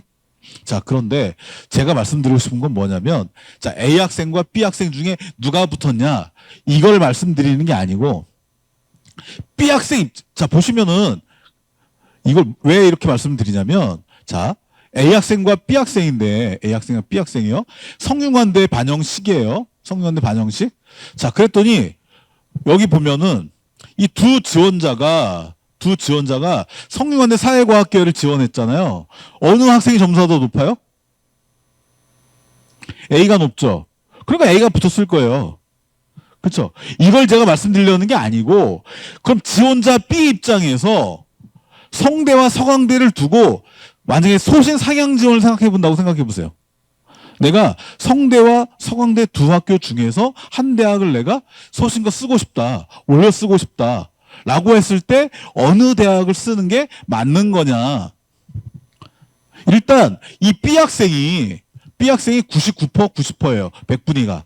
그러면 이 B 학생이 서강대식으로 이 두 학생이, 특히 B 학생이 서강대식으로 원서를 쓰면은 서강대 변표가 131.59점이에요. 그러니까 이 두 학생이, A 학생과 B 학생이 서강대 원서를 쓰면은 점수 차이가 별로 안 나죠. 그쵸? 근데 만약에 이 두 학생이 서강대를 안 쓰고 성균관대를 쓴다고 해보세요. 변표가 어떻게 돼요? 그러면 A 학생과 B 학생 두 학생을 놓고 봤을 때 B 학생은 성대를 써야지 A 학생과 겨뤄볼 가능성이 높아지는 거예요. 서강대를 써야지 가능성이 높아지는 거예요. 서강대를 쓰면 변표가 조금 더 유리하긴 하지만 나머지 값은 유리하지가 않아요. 그러면 B 학생 입장에서 성대와 서강대를 놓고 본다면 이 학생은 성대식으로 갔을 때 변표가 훨씬 더 우세해지는 거예요. 이 학생은. 그러니까 저 학생은 서강대하고 성균관대를 놓고 고민했다면 서강대 쪽으로 원서를 쓰는 것보다 성대 쪽으로 원서를 썼을 때 자기의 사탐 과목은 훨씬 더 유리해진 거다, 이런 거죠. 저 계산 방식이. 물론 점수상으로는 총점이 A가 앞서서 A가 붙고 B가 떨어졌으나 제 얘기는 뭐냐면 B 입장에서 두 대학을 놓고 소신껏 써본다면은 자기의 탐구 점수를 극대화할 수 있는 대학은 서강대보다는 성균관대였다, 작년에. 물론 아쉽게 떨어지긴 했으나. 그러니까 소신전, 상향지원 할 때도 그냥 점수 차이가 여기 몇 점이 몇 점이니까 여기 쓰겠다라는 것보다는 서강대 시구 했을 때 센진학 같은 데 들어가면요. 서강대 시구 했을 때 우리 아이의 석차하고 성대 시구의 석차가 나와요. 자, 그래서 이런 식으로 올해 지금 발표한 대학에 몇 개를 표준 점수를 변표를 갖고 왔는데 지금 여기 있는 대학들은 다 뭐예요, 지금? 통합변표죠, 통합변표. 아까 제가 대교협에서 통합변표를 뭐 유도했다라는 식의 말씀드렸잖아요. 그래서 올해는 작년에 비해서는 통합변표를 쓰는 대학이 많이 늘어날 것 같다, 작년보다는. 자, 그리고 뭐 서울대를 쓸 수 있는 인원이 많지는 않으나 혹시라도 서울대를 생각해 본다면 이 과투 조정점이라는 게 다른 말로 표현하면 가산점이에요. 과학을 투를 보면은 한 과목에는 3점을 주고 두 과목에는 5점을 주겠다. 이게 서울대 입장인 거예요. 자, 그래서 A 학생과 B 학생이 서울대 재료공학과 원서를 썼다라고 한다면 어떤 일이 벌어지냐면 지금 대학별 환산 점수 비교해 보세요. 누가 더 높아요? A가 높죠. 그럼 A가 붙었겠죠, 그죠? 둘 중에 합을 따진다면. 근데 여기에서 점수 차이가 몇 점이에요, 지금? 지금 B하고 A하고 점수 차이를 보니까 한 3점인가요? 근데 A는요, 물투, 지투를 봤어요. 그러니까 얘는 플러스 5점을 가져간 거예요. 얘는 생원 지원을 봤어요. 그러니까 플러스 5점이 없는 거예요. 그러면 당락을 가는 게 뭐예요? 가산점이네요. 그렇죠. 투 5점. 그러니까 수능 실전 결과에서도 보이잖아요. 원과목 인원이 줄었고 투과목 인원이 늘었다는 게 보이잖아요. 상위권이 특히 좀 그랬던 것 같아요. 하여튼 그래서 저렇게 점수가 어느 대학의 어느 방식으로 가냐에 따라서 의미가 달라진다. 자, 그리고 우리 아이가 이렇게 상위권은 아니라서 탐구 두 과목을 다 잘 보는 아이는 아닌데 하나를 좀 그래도 괜찮게 봤다 하면 생각해 볼 수 있는 학교들이 요 학교들이에요. 탐구 한 과목. 서울권에. 그래서 이 성적표다. 자, 그럼 얘를 보세요, 얘. 성적 차이가 극명하죠. 사회문화는 3등급이고 지원은 6등급이에요. 그러니까 쟤는 두 과목을 내면 요 앞에 게 한 과목 기준의 점수고요. 요 뒤에 게 두 과목 기준의 점수예요. 똑같은 아이 거. 지원자 A에 두 과목 기준, 한 과목 기준. 왼쪽에 한 과목, 오른쪽에 두 과목 기준. 한 과목일 때와 두 과목일 때가 점수 차이가 극명히 달라지죠. 6등급이 있으니까. 그죠? 그래서 얘가 원서를 작년에 이렇게 썼어요. 작년에 썼는데 결과가 덕성하고 명지가 탐구 한 과목 반영하는 대학이고요. 얘는 두 과목을 반영하는 대학이에요. 그래서 이 명지대에서 이제 합격을 해서 예, 명지 등록을 했겠죠, 그죠? 그렇죠? 그래서 어쨌든 이 두 과목을 반영하는 대학과 한 과목을 반영하는 대학을 같은 아이들이 합격하기 쉽지가 않다. 그래서 한 과목을 반영하는 어떤 조합이 유리한 친구들의 경우에는 어쨌든 한 과목 반영 대학 내에서 상대적으로 높은 대학을 잘 찾아보는 게 좀 의미 있는 전략일 수 있다. 이렇게 말씀드려 보는 거고요. 자, 영어 얘기도 해볼게요. 영어는 이렇게 펼쳐놓으면은 잘 비교가 잘 안 돼요. 잘 비교가 안 돼요. 자, 그런데 대학을 묶어놓고 보면은 이제 비교가 되는 건데, 자, 맨 아래 홍익대학이 있어요. 홍익대학이 영어 3등급을 받으면 88점을 줘요. 근데 인하대학은 몇 점이에요? 3등급이? 100점에서 2점, 2점. 되게 점수가 촘촘하게 붙어 있죠. 그러니까 3등급을 받아도 영어 등급에서 그렇게 많이 불리하지는 않는다는 얘기죠. 근데 홍익대학은 100점을 놓고 보면 12점, 2등을 놓고 보면 7점. 그쵸. 그래서 대체로 3등급에서 점수폭을 크게 주는 대학들이 있고 4등급에서 점수를 크게 간격을 두는 그런 대학들이 있다. 물론 뭐 다 1등을 받았으면 좋겠으나 1등급이 아닌 경우라면은 보통 서울권의 상위권 대학이 아니고 중하위권이라고 하면 2등급, 3등급, 4등급 안에 걸쳐 있을 거잖아요. 아이들이 성적대가. 그렇다고 한다면 유불리를 반드시 보셔야 된다는 거예요. 근데 이것도 자연스럽게 학교의 선생님들이 가지고 있는 상담 프로그램 있잖아요. 거기서 자동으로 이렇게 점수를 저렇게 산출해서 아마 보여주실 거예요. 그 얘기. 자, 그래서 전주교대하고 광주교대 한번 봐보세요. 아니, 심하게 얘기하면 서울 학생들 입장에서는 광주교대하고 전주교대가 특별한 유불리가 없어요. 근데 이 전주 지역이다, 전북 지역 학생이다 라고 한다면 광주교대 봐보세요. 영어가 3등급 받으면 230점이에요. 1등급에 250점이고 20점 간격이죠. 10점, 10점. 그쵸? 근데 전주교대는 어때요? 2등급 받은 학생하고 3등급 받은 학생하고 점수 간격이 되게 벌어져 있죠. 그쵸? 그러니까 전주교대가 훨씬 3등급 학생이 지원했을 때 불리한 거죠. 그러면은 영어 3등급 받은 애가 전주교대를 썼으면 영어에서 점수가 어느 정도 좀 깎일 가능성이 있기 때문에 나머지에서 조금 점수가 높아야 된다는 얘기죠. 자, 그 얘기입니다. 자, 그래서 영어가 실제 어떤 영향을 줬느냐. 작년에 두 학생 AP를 놓고 경희대 경영학과를 지원한 사례를 좀 말씀드려 본다면, 자, 경희대 경영학과에 AP 학생이 썼어요. 그래서 A 학생이 붙었어요. A 학생이. 점수 차이가 몇 점이에요? 한 3점 정도 가까이 차이가 나죠. 그쵸? 자, 그런데 A 학생은 영어가 1등급이고 B 학생 영어가 3등급이에요. 3등급은 188점, 1등급은 200점. 결국 뭐 때문에 떨어진 거예요, 쟤는? 영어 때문에. 그쵸?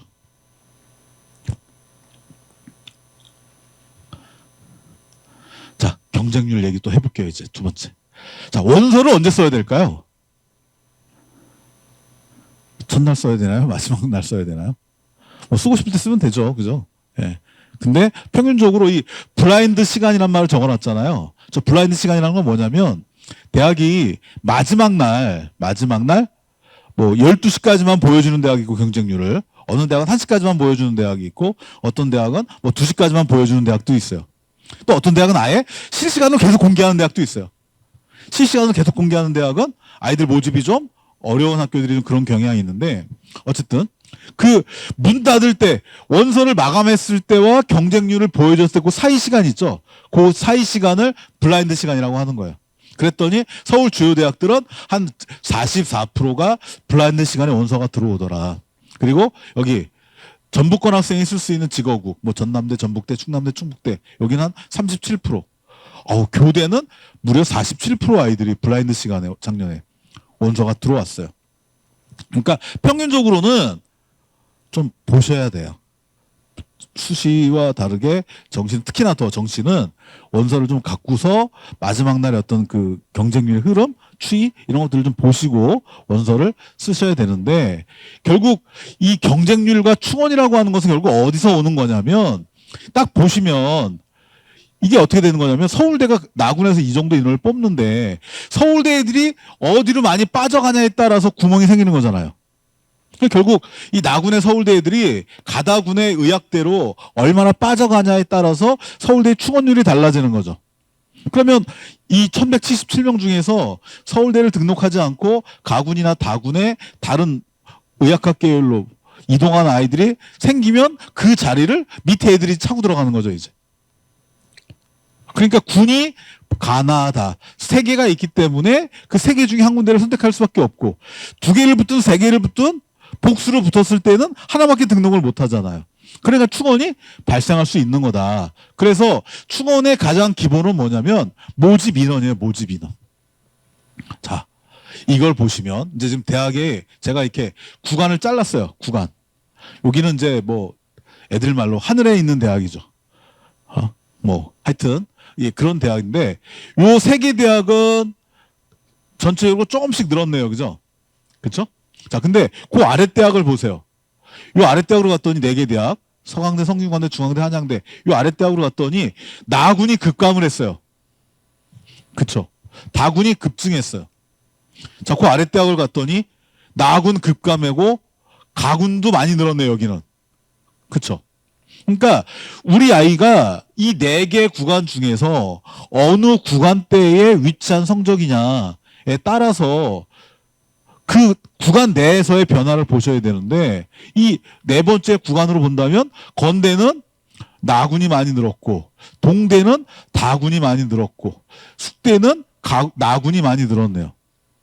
그러면 이 네 개 대학을 지원한 아이가 가군을 지원할 때는 작년보다 무려 386명이 줄어져 있으니까 작년의 입결보다는 조금 더 빡빡하게 그 지원 라인을 계산해 보는 게 맞는 거죠.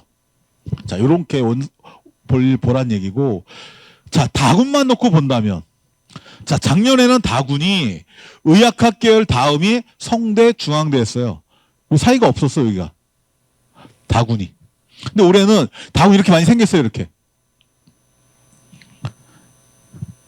그러면 어떤 일이 벌어지겠어요? 그러면 여기 블랭크, 작년에 고대, 오른쪽 가서 볼까요? 자, 그러면 작년에 고대가 빈칸이죠. 서강대가 빈칸이죠. 여기 이대도 빈칸이고 시립대도 빈칸인데 요 대학들 원래 다군이 다 생겼어요.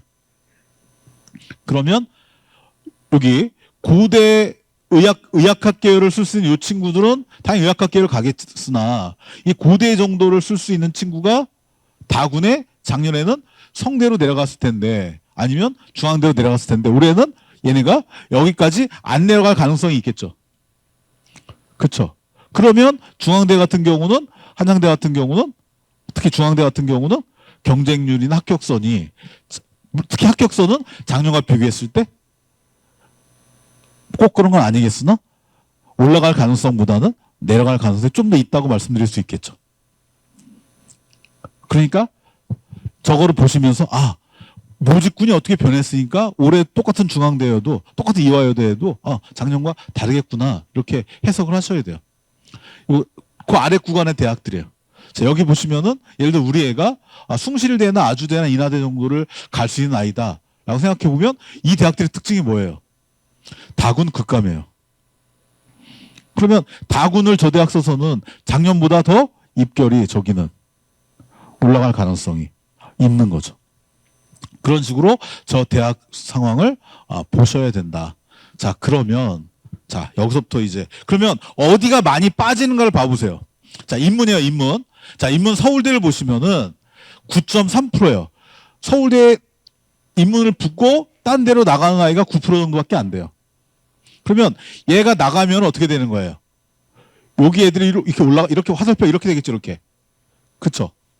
자, 그럼 여기 인원이 빠졌어요. 그럼 어떻게 돼요? 여기 인원이 이렇게 올라가겠죠, 이렇게. 지그재그.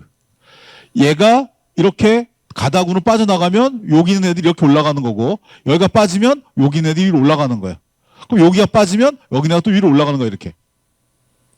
이해가 되시나요? 그 원리예요, 그 원리. 그러면 여기가 빠지면 어떻게 돼요? 여기가 빠지면 얘가 올라가겠고, 그쵸? 그러면 여기가 빠지고 여기가 빠지면 얘네들도 일로 또 차고 들어가겠죠, 이렇게. 이해가 되시나요? 그래서 왼쪽의 학교 순서와 이 충원에 딱딱딱 채워 들어가는 경향이 저렇게 이해가 되시면 되는 거고, 여기는 국민대, 숭실대, 뭐 세종대는 특히 여기 숭실대, 국민대는 다군이 절대적이죠, 이렇게 다군이. 그렇죠. 자, 그러면 같은 값이면 인하대가 가군, 나군, 다군 있으면 어디가 합격선이 제일 높겠냐? 근데 이 경우에는 꼭 단순 백분위만 놓고 봐서는 어디가 높겠다고 말씀드리기가 어렵네요. 그런데 여기 숭실대, 국민대는 가나다군 다 분할 모집인데 합격선은 어디가 높아요? 물론 이게 단순 백분위이기 때문에 환산점으로 돼 있는 게 아니라서 뭐 정확도가 뭐 100%는 아닌 건데 대기업이 발표한 자료를 놓고 보면은 이 두 대학은 다군의 합격선이 상대적으로 높은 거죠.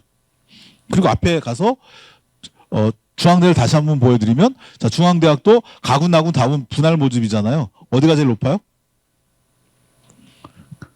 그쵸. 추론이 되죠. 어떻게 이해를 하셔야 될지. 자, 그런 맥락으로 보시면 되는 거고요.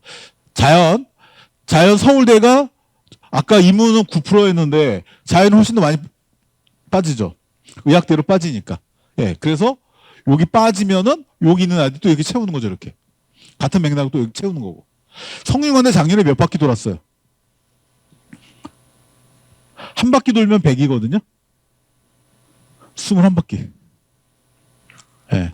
그러니까 여기 성대 애들은 성대 애들이 아니고 얘네들 여기 있는 아이들 상당수가 여기 그대로 다 쓴 거예요. 그리고 여기 붙고 일로 올라간 거죠. 그렇죠? 자, 그래서 그 대학의 위치에 따라서 그러면은 여기 붙는 아이들이 또 이렇게 올라갔겠죠, 이렇게. 그렇죠? 그럼 여기 붙는 애가 또 중대 자리 채워가고, 그렇죠? 뭐 그런 맥락으로. 그래서 여기서부터는 우리가 흔히 말하는 그 대학의 선호도 있죠. 선호도가 충원율 영향을 많이 주는 거죠. 같은 맥락으로 보시면 되는 거고요. 자, 그 다음. 자, 경쟁률이 높은 과가 있고, 충원율이 높은 과가 있고, 합격선이 높은 과가 있다. 그럼 어디를 어떻게 원서를 써야 될 것인가? 자, 지금 서강대 예거든요. 서강대 예. 자, 지금 서강대 인문입니다. 이 노란 색깔 세 개가 경쟁률이 높은 과예요. 그리고 충원율이 높은 과, 70% 컷이 높은 과 한번 비교해 보세요. 일단 경쟁률 높은 과 세 개 과가 충원율과 합격선에는 없죠. 그러니까 경쟁률이 높다고 합격선이 높게 형성되는 게 아니에요. 서강대 인문은. 서강대 자연을 보세요. 자연. 서강대 자연은 조금 다르긴 한데 경쟁률, 충원률, 70%권의 순위를 놓고 보면은 일단 여기 컴공은 경쟁률과 충원률과 합격선에 다 들어가 있네요. 그죠? 그쵸? 생명과학도 다 들어가 있죠. 시스템 반도체도 다 들어가 있죠. 그쵸? 그래서 정리를 하면 어떻게 정리할 수가 있냐면 대체로 선호도가 높은 모집 단위일수록, 그럼 선호도가 높은 모집 단위가 뭐예요? 그러니까 우리가 대충 말할 때 좀 더 인기가 높은 과들 있죠. 그걸 말하는 거예요. 그런 과일수록 충원율과 70% 컷이 높을 가능성이 있다. 이화여대. 이화여대는 여대죠. 자, 경쟁률, 충원율, 70% 컷. 경쟁률, 충원율, 70% 컷. 했더니 이화여대는 어떻게 정리했냐 제가? 똑같이 선호도가 높은 모집 단위일수록 충원율과 70%가 높게 형성이 된다. 자, 그런데 여기서 생각하셔야 될 게 서울권 주요 대학과 전북대, 전남대 같은 지거국에서의 약간 학과별 서열이 좀 달라요. 무슨 얘기냐면 지금 70% 컷이 합격선이잖아요. 그러니까 70% 컷이 뭐냐면 최종 등록자 중에서 한 10명이 기준이라면 한 7등 정도 하네. 예, 성적이란 뜻이에요, 저게. 근데 이화여대를 보니까 합격선이 제일 낮은 데가 무슨 과예요, 이게 다 지금? 예? 여기 합격선이 제일 낮은 데가 뭐예요?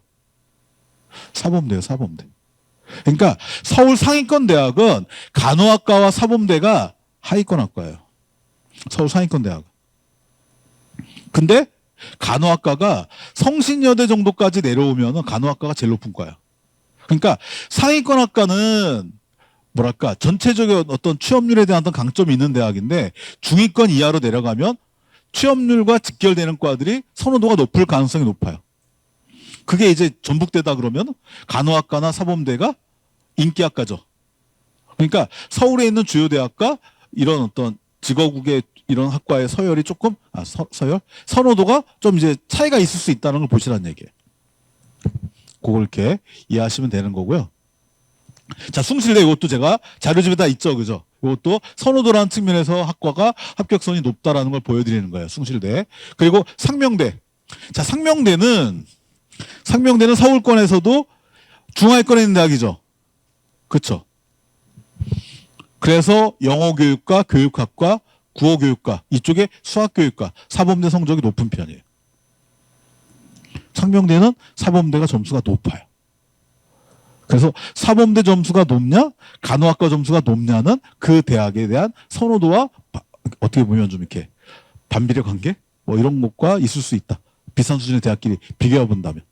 자, 그리고 한 대학이 전형을 2개 운영하는 경우도 있어요. 고대가 교과 우수 전형이 있고 일반 전형이 있어요. 그러면 일반 전형은 수능으로만 뽑는 데고요. 교과 우수는 학생부를 조금 반영하는 그런 모집 전형이에요. 그래서 이렇게 선호도를 정리하면은 예, 경쟁률은 교과 우수가 조금 더 높아요. 대체로. 그러니까 상대적으로 일반 전형은 내신이 나쁜, 상대적으로 덜 좋은 N생의 좀 더 선호가 높을 가능성이 있죠. 그렇죠. 합격선은 교과 전형보다는 일반 전형이 좀 더 합격선이 높을 가능성이 있다. 서울대로 넘어가도 같은 경향성이에요. 인문 당연히 합격선과 경쟁률 일반 전형이 좀 더 높다고 보는 게 맞다. 이 직유는 학교당 2명이에요. 학교당 2명. 그리고 일반은 학교별로 관계없이 물론 두 대학이 둘 다 교과 평가를 하긴 해요. 학생부 평가를 정성적으로 하긴 하는데 아무래도 다시 공부한 친구들이 내신에 비해서 수능이 좀 향상될 가능성이 있잖아요. 그걸 놓고 본다면 인문자연 할 것 없이 같은 경향성, 충원율과 합격선은 일반 전형이 높다라고 보는 게 일반적이다 라는 거죠. 자, 그리고 그러면 어디가 더 많이 빠질까요? 어디가 많이 빠질까요? 그게 충원율이잖아요. 충원율과 합격선의 어떤 가능성을 비교해 본다면 지금 화면에 보여지는 게 각 대학이 다 경영학과죠. 각 대학의 경영학과. 인문에서 경영학과가 선호도가 매우 높은 과 중에 하나죠. 그러니까 인원도 많아요, 여기는 또. 상대적으로. 그러니까 뭐 심리학과나 미디어 이런 데는 선호도가 높은 과이긴 하나 모집 인원이 크지가 않아요. 근데 여기 경영학과는 모집 인원이 제법 있는 과들인데 여기 충원율이 여기 여기가 충원율 77%, 103% 요줄.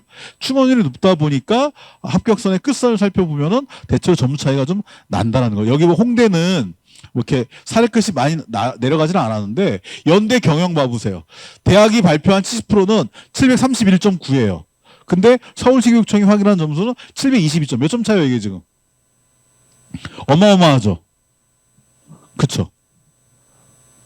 그 위에 고대 경영도 보세요.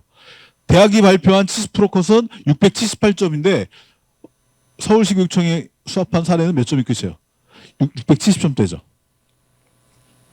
그러니까 선호도가 높은 과가 충원율이 높을 가능성이 있고 충원율이 높으면 합격선도 영향을 받을 수 있다.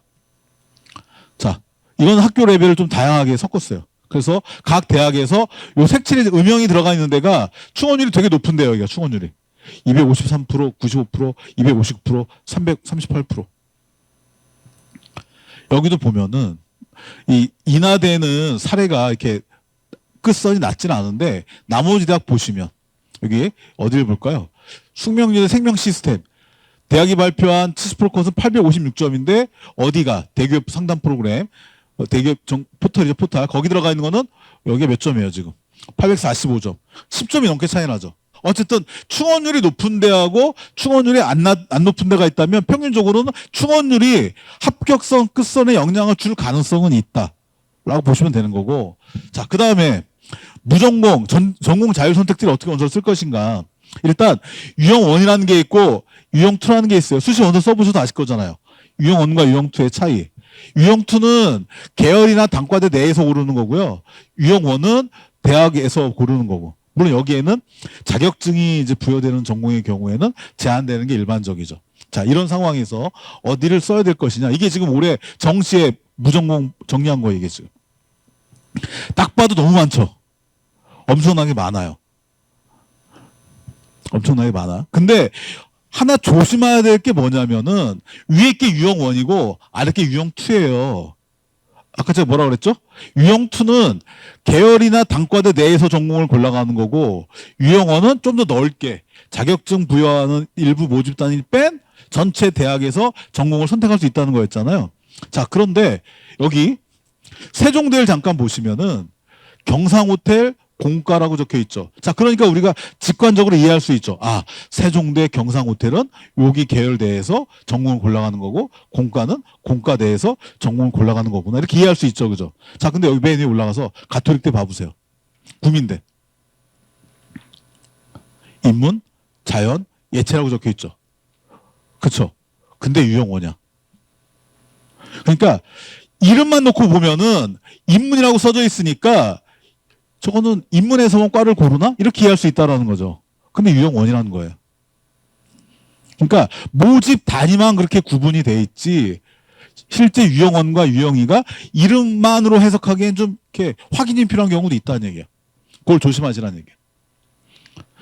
자, 유형 1 모집 규모입니다. 전체 정원 대비. 그래서 이렇게 서울 주요 대학들이 올해 유형 1 무전공으로 불려지는 그런 과들을 많이 만들었다라는 거고요. 자, 그러면 무전공으로 만들면 입결이 어떻게 되느냐? 자, 경희대 사례입니다. 경희대가 23정시에서는 이렇게 학과를 뽑았어요. 이렇게. 무전공이 없잖아요. 그죠? 학과를 뽑았어요. 근데 작년에 경희대가 학과도 뽑고 학과별 인원을 좀 줄인 다음에 ICT 광역이라는 걸 만들었어요. 자, 그러면 생각을 해보세요. 어떤 아이들이 ICT 광역을 쓰고 싶어 할까? 보통 그럼 이걸 지우고 생각을 바꿔서 어떤 아이들이 무전공을 들어가고 싶어 하냐면요. 과로 들어가서 내가 인기학과를 못 들어가는데 무전공으로 들어가서 내가 그 안에서 이제 전공을 좀 높은 데로 가고 싶은 아이들. 그런 애들이 무전공으로 들어가겠죠. 내가 만약에 처음부터 컴퓨터공학과를 들어갈 수 있어요. 그럼 컴퓨터공학과 쓰면 되죠. 근데 컴퓨터공학과 가기에 점수가 조금 부족해. 근데 컴퓨터공학과를 가고 싶어. 그러면 컴퓨터공학과를 선택할 수 있는 무전공대학이 어디냐를 찾겠죠. 그렇죠. 자, 그런데 경희대학이 어떤 일이 벌어졌냐. 이 컴퓨터공학, 인공지능, 전자공학, 소프트웨어 한번 봐보세요. 이 중에서 인기학과는 뭐고 비인기학과는 뭐예요? 어떻게 보면은 경희대에서 인기학과만 다 모아놨어요. 그쵸. 그러니까 제 얘기 무슨 얘기냐면 이 안에 ICT 광역 안에 요 5개 과를 작년에 ICT 광역으로 들어온 애가 나중에 전공을 고를 수 있는 건데 저 안에 인기학과와 비인기학과 섞여 있으면 흔히 우리가 말하는 선호도가 낮은 과가 저 안에 많이 들어가 있으면 어떤 일이 벌어지겠어요. 저기 들어가서 높은 과로 가야겠다. 이런 아이들이 원서를 더 많이 쓸 수 있겠죠. 근데 여기는 지금 어느 과가 더 높다, 어느 과가 더 낮다라고 말하기 애매한 좀 어떻게 보면 선호도가 매우 높은 과들로 ICT 광역이 만들어져 있던 거예요. 작년에. 그러니까 ICT 광역이 그렇게 매력적인 모집단이 아니었던 거예요. 그래서 보시면 어때요? 경쟁률 조금 올랐죠. 경쟁률 2023과 비교해서. 그렇죠? 근데 합격선은 어때요? 합격선 2023, 2024 합격선. 특별히 ICT 광역이 높아 보이진 않죠. 다시 말하면 작년에 경희대 ICT 광역은 흥행을 못한 거예요.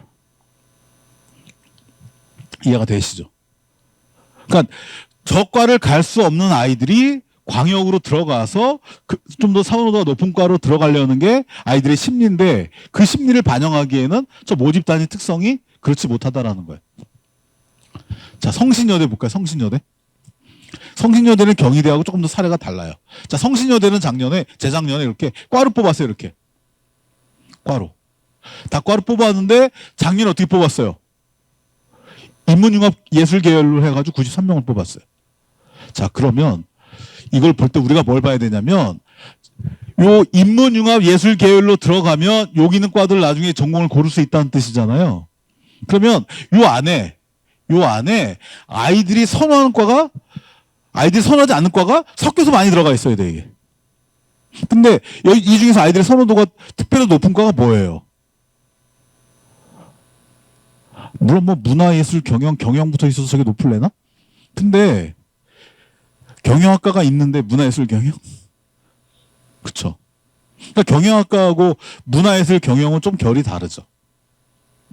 그러니까 물론 영문과가 불문과 독일어문이나 프랑스어문 이런 데보다는 선호도가 있을 가능성은 있어 보이나 요즘 솔직히 어문 계열 이렇게 선호도가 높다고 말씀드리기 어렵죠. 그러니까 아까 경희대는 너무 선호도가 높은 모집 단위로만 구성되어 있는 거고 여기는 선호도가 높은 데와 낮은 데가 이렇게 적절히 섞여 있다고 어려운 그런 과들을 묶여 있는 거예요. 여기는. 그래서 어땠어요? 경쟁률 어땠어요? 경쟁률은 어때요? 이게 충원율이고 이게 합격선이에요. 합격선 비교하면 어때요? 합격선. 과로 뽑았어가 높나요? 계열로 뽑았어가 높나요? 합격선이. 그러니까 성신여대는 합격선은 그다지 그렇게 높지가 않죠. 흥행 실패. 그러니까 제가 생각했을 때 이 자유전공이 흥행을 하려면 그 과로 들어갔을 때 어떤 전공으로 갈 수 있느냐에서의 매력 포인트가 있어야 되는 거예요. 자, 그래서 고려대학교 자유전공을 한번 가져와 봤어요. 자, 지금 요 초록 색깔이 자유전공이거든요.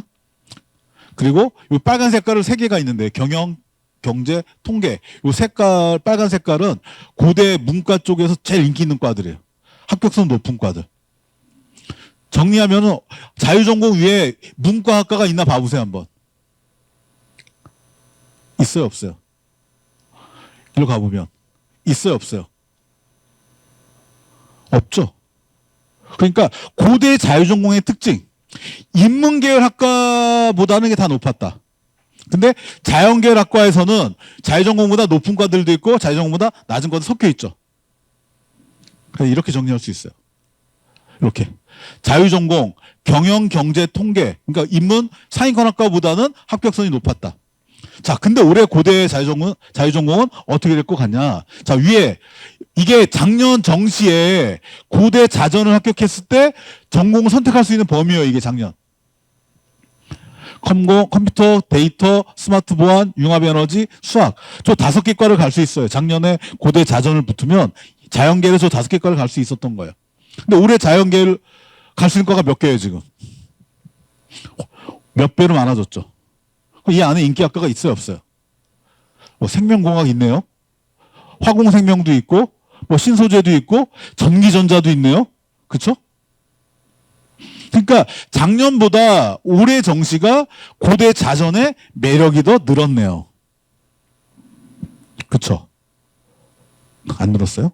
예. 애들이 좀 더 선호하는 과들이 좀 섞여 있잖아요, 지금. 또 많잖아요. 그리고 어쨌든, 뭐랄까, 선택의 폭이 더 넓잖아요. 그러니까 올해 고대는 어떨 것 같아요? 선호도가 올라갈 가능성이 충분히 있는 거죠.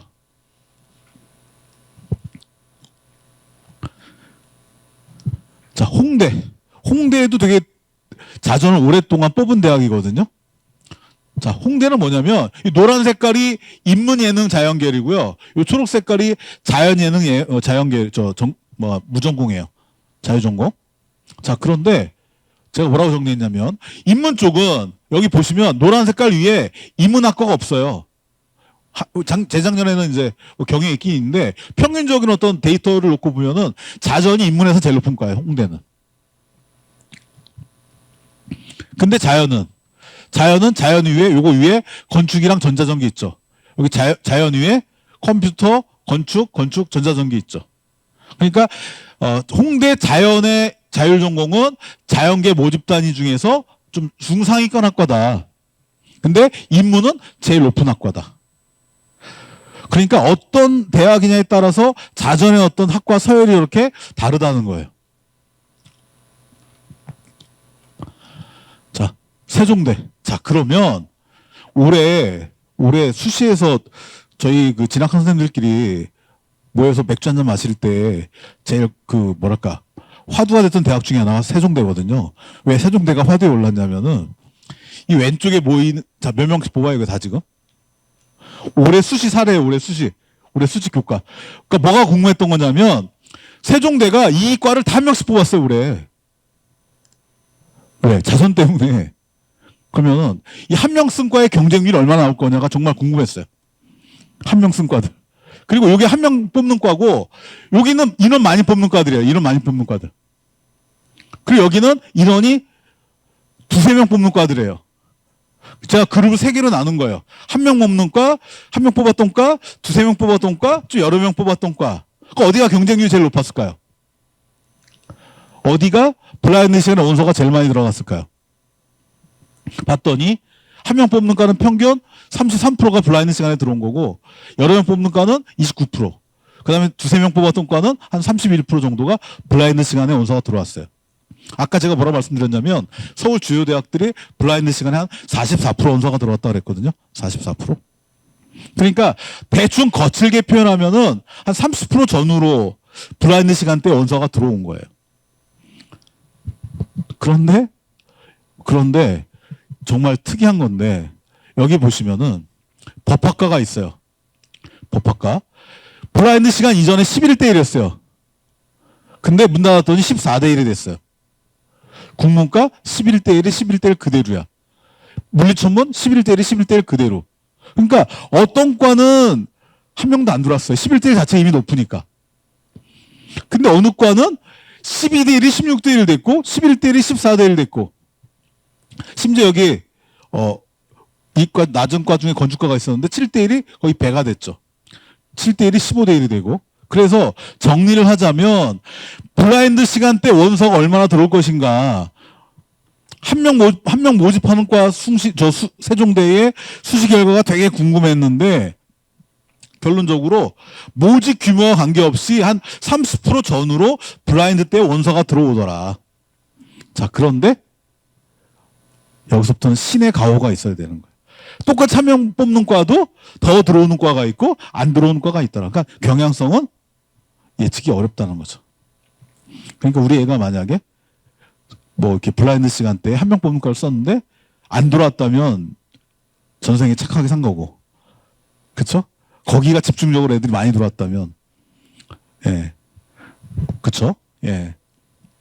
자, 전공 자율 그 얘기고 같은 맥락으로 보시는데 가톨릭대를 제가 왜 갖고 왔냐면은 가톨릭대가 자유전공학부가 있고 자연공학 계열이 있고 인문사회 계열이 있는데 이게요 자유전공만 유형원이 아니고 나머지 두 개도 유형원이에요. 아까 유형원과 투 차이 말씀드렸죠? 예, 그거 기억하시라고 가져온 거예요. 자, 성대는 자전을 만들었는데 성대는 자전의 요인보다는 작년하고 비교해 보면 자전이 여기 110명이 들어왔는데 자전의 요인보다는 제가 봤을 때 성대는 이 점수 계산 방식의 요인이 좀 더 클 거예요. 그걸 말씀드리는 거예요. 자, 이제 거의 이제 막바지입니다. 교차 지원. 자, 교차 지원 얘기하고 이제 마무리하겠습니다. 자, 교차 지원이라는 건 뭐냐면요. 자연 성향 아이가 인문 성향 아이들보다 점수가 높았을 때 자연을 안 가고 인문 갔을 때 유리하다는 얘기예요. 그쵸? 인문 성향 아이가 자연 성향 아이가 점수 비교했을 때 자연 성향 아이보다 점수가 높아야지 그러고 갔을 때 유리하다는 얘기예요. 너무 당연한 얘기죠. 그래서 이 그래프를 이해하셔야 돼요. 이게 작년 수능이고 이게 올해 수능이에요. 근데 작년 수능을 봤더니 한 280점대에서 인문 자연이 크로스가 되는 거예요. 그러니까 280점을 넘어서면은 자연 아이들이 훨씬 더 많은 거야. 근데 올해는 350점 전후로 인문 자연이 크로스가 돼요. 그러니까 350점 이하 애들은 자연 아이들보다 인문 애들이 훨씬 더 많은 거예요. 그러니까 350점 이하에서 자연 아이들이 인문 쪽으로 교차 들어가기가 구조적으로 쉽지 않다라는 거예요. 그걸 제가 적어놓은 거예요. 그래서 이렇게 작년에 280점대에서 붙었는데 올해는 한 350점대에서 붙는 것 같다. 그리고 그래서 이렇게 상위권이 요 점수가 넘어서야지 자연계 아이들이 더 많은 거예요. 그러니까 이 성적대 아래 구간에서는 교차가 그렇게 매력적인 구간이 아니에요. 자, 그걸 보시라는 얘기예요. 자, 교차. 그래서 제가 아까 서두에 말씀드린 건데, 올해 수능 응시 결과를 봤더니 점수 올리려고 과목을 바꾼 애들이 엄청 많았다, 작년과. 대학 위주로 고를 거란 얘기고, 그리고 여기는 과목이 지정되어 있는 대학이니까 교차가 안 되는 대학, 여기는. 여기는 그렇게 가야 된다는 얘기고요. 그리고 그럼 교차가 많이 들어가는 과들이 특별한 과가 있냐? 봤더니 없다. 경희대의 경우에는 자유전공하고 회계세무 쪽만 교차가 많이 들어갔다. 그러면 교차가 많이 들어가면 입결이 높냐? 경희대가 요걸 자료를 만들었길래 가져왔는데 이게 교차가 많이 들어간 과예요, 여기가. 적게 들어간 과, 많이 들어간 과. 여기가 교차가 많이 적게 들어간 과, 교차가 많이 들어간 과. 봤더니 교차가 많이 들었다고 해서 합격선 향상이 높은 게 아니더라. 그렇게. 그리고 올해 그러면 자연계 상위권의 아이들이 고르는 그 교차 대학이 만약에 고경과 연경이 있다면 고경으로 교차를 갈 거냐, 연경으로 교차할 거냐. 이게 올해 정시 반영 비율 차이예요. 어디가 제일 눈에 띄어요, 지금? 여기가 제일 차이가 나죠. 그렇죠. 근데 작년에는 반대였어요. 작년에 여기 거의 똑같았어요, 여기. 탐구가 엄청 차이가 났죠. 그러니까 작년에 연고대와 올해 연고대의 경영학과는 반영비가 완전히 달라졌다.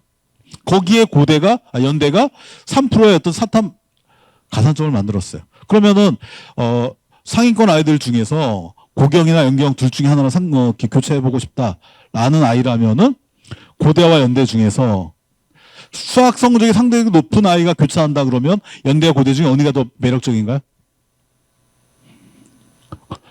미적 과탐을 봤는데 걔가 경영학과 고대 연대를 고민한다면 어디가 더 매력적이냐고요. 고대가 좀 더 매력적이죠. 작년에는 수학이라기보다는 이 탐구의 영향력이 훨씬 더 컸다고 본다면, 그죠? 그래서 이런 것들을 보고서 두 대학을 비교해야 된다. 그리고 이거는 지금 수학 반영 비율이 높은 대학을 모아놓은 거고요. 요거는 지금 수학 반영 비율이 낮은 대학을 모아놓은 거예요. 그러니까 평균적으로 수학에서 인문 성향 아이들과 자연 성향 아이들의 점수 격차가 높다고 본다면 수학 반영비가 높은 대학이 훨씬 더 교차를 고려해 볼 가능성이 있는 대학이라는 거죠. 자, 그거를 보시란 얘기고요. 자, 이제 거의 끝나갑니다. 그래서 어쨌든 다 뭐 써 있는데 어떤 애들이 교차를 들어가느냐? 과보다는 대학을 높이려는 아이들이 교차를 들어갈 거고 그 대학은 여대나 한국 외대는 그닥 그렇게 선호하지 않는다. 왜? 외대는 서울이 인문 캠퍼스고요. 외대는 글로벌이 자연이 있어요. 그러니까 애들이 만약에 외대 들어가서 자연으로 전공을 바꾸면 어떻게 돼요? 캠퍼스가 뒤바뀌는 거죠. 서울이 용인으로 가야 되는 거죠. 그러니까 매력이 떨어질 수밖에 없는 거죠. 그리고 여대는 상대적으로 공학대학보다 자연계의 경쟁력이 조금 떨어지죠. 그렇죠. 특히 공대 같은데. 자, 요거는 자료 제공 수준을 한번 보는 걸로 하고 넘어갈게요. 그래서 올해 의대는 모집 정원이 늘었기 때문에 어쨌든 올해는 내년에 비해서 어떤 걸 기억하시면 될 것 같냐면 내년에는 수험생이 아까 서두 말씀드린 대로 400여 명이 4만여 명이 는다. 의대 정원이 약간 조정될 여지가 좀 있다. 그리고 졸업생도 올해 늘었다. 그러면 내년에는 이쪽이 빡 터질 거다. 애들 말로. 예, 그럼 올해가 의대가 경쟁률이 좀 나올 가능성이 있다. 그걸 보시고 의대의 경우에 어떤 활용 지표를 사용하냐가 중요하다라는 거 보시고요. 그 다음에 요걸 뭐냐면 그 수준과 비슷한 대학의 라인을 한번 견줘보시는 맥락으로 집어넣은 거고, 교대의 포인트는 뭐냐면 이대가 나군에서 가군을 옮겨갔다. 그런데 대학별로 반영하는 방식이 너무 다르다. 어느 대학 표준 점수, 어느 대학 뭐 100분위. 그리고 작년에 입결이 교대가 너무 낮았어요. 그리고 애들이 면접 있는 대학 있고 면접 없는 대학 있으면 애들이 면접 없는 걸 더 선호하지 않을까요? 점수가 좀 괜찮은 애라면. 그쵸? 그 면접 있는 대학과 없는 대학의 지원 경향성이 달라질 수 있다는 거. 그 정도만 말씀을 드리고 이제 마무리 말씀드리고 마치겠습니다. 자, 올해 원서를 어떻게 쓸 것인가. 요즘 애들이요, 엄마 아빠가 애를 하나밖에 안 낳아서 그런지 모르겠는데 재수를 그닥 그렇게 무서워하지 않는 애들이 많아요. 근데 아까 제가 말씀드렸죠? 내년 대입 환경 올해와 비교해서 좋을 거 없다. 그래서 일단 내년에 재수를 하냐 안 하냐가 중요한 게 아니고 올해 상황에서의 최선의 결과를 끌어내는 게 중요한 거예요. 일단 올해 무조건 어디든 붙어야죠. 그렇죠? 그래서 그런 거고, 그리고 지금 뭐 입시 기간 여러 가지가 있는데 어머님들 아버님들이 대학 가던 시절은 장판지가 있었죠. 그게 엑셀표예요. 엑셀표. 이거는 그냥 최소한의 대학 수준만을 보는 거고요. 그리고 모의지원은 색깔도 이 색깔인데 애들 모의지원 많이 하죠. 모의지원은 트렌드를 확인하는 데는 도움이 돼요. 근데 모의지원은 상대적 위치를 보여주는 거지 절대적 위치를 보여주는 게 아니에요. 자, 그리고 센진학이라고 하는 건 서울시교육청이 만드는 대입 상담 프로그램이거든요. 예, 이거는 제가 좀 이따 말씀드릴게요. 현직 선생님들이 대부분 이거를 많이 활용한다. 자, 그래서 센진학이 작년에는 8만 850건이 수합이 됐는데 올해는 11만 4,624건이 수합이 됐어요. 작년보다 엄청 많이 늘었죠. 그죠? 그러니까 실 데이터 자료를 가지고서 뭐랄까 애들 누적비를 계산하고 전년도 입결을 감안해서 배치 참고점을 잡는 거니까 상당히 정확도가 있다고 볼 수 있는 거고요. 여기 전북에 계신 분들도 여기 가시면 사용할 수 있어요. 가셔서 센진학 나침판을 클릭하시고 회원가입한 다음에 입력하면은 서울시교육청이 어느 정도 점수로 배치점을 잡았는지 다 확인하실 수 있어요. 앱으로도 확인할 수 있어요. 앱으로도. 예. 그리고 이 프로그램의 특징 중에 하나는 내 성적이 662점이에요. 그러면 내 성적대랑 같은 점수 또래에서 내가 어느 정도에 위치하고 있는 것까지 보여줘요. 그리고 조금 약간 센이 서울시교육청이었고, 그 다음에 대기업에서도 대입 상담 프로그램을 이제 만들어서 운영하고 있다. 여기가 상담 전화거든요. 그래서 이렇게 급하실 경우에는 이런 상담 전화를 활용하실 수도 있고, 선생님들이 학교에서 이런 대입 상담 프로그램을 다 쓰시고 계시니까 센은 솔직히 대기업보다는 서울권 데이터 위주고요.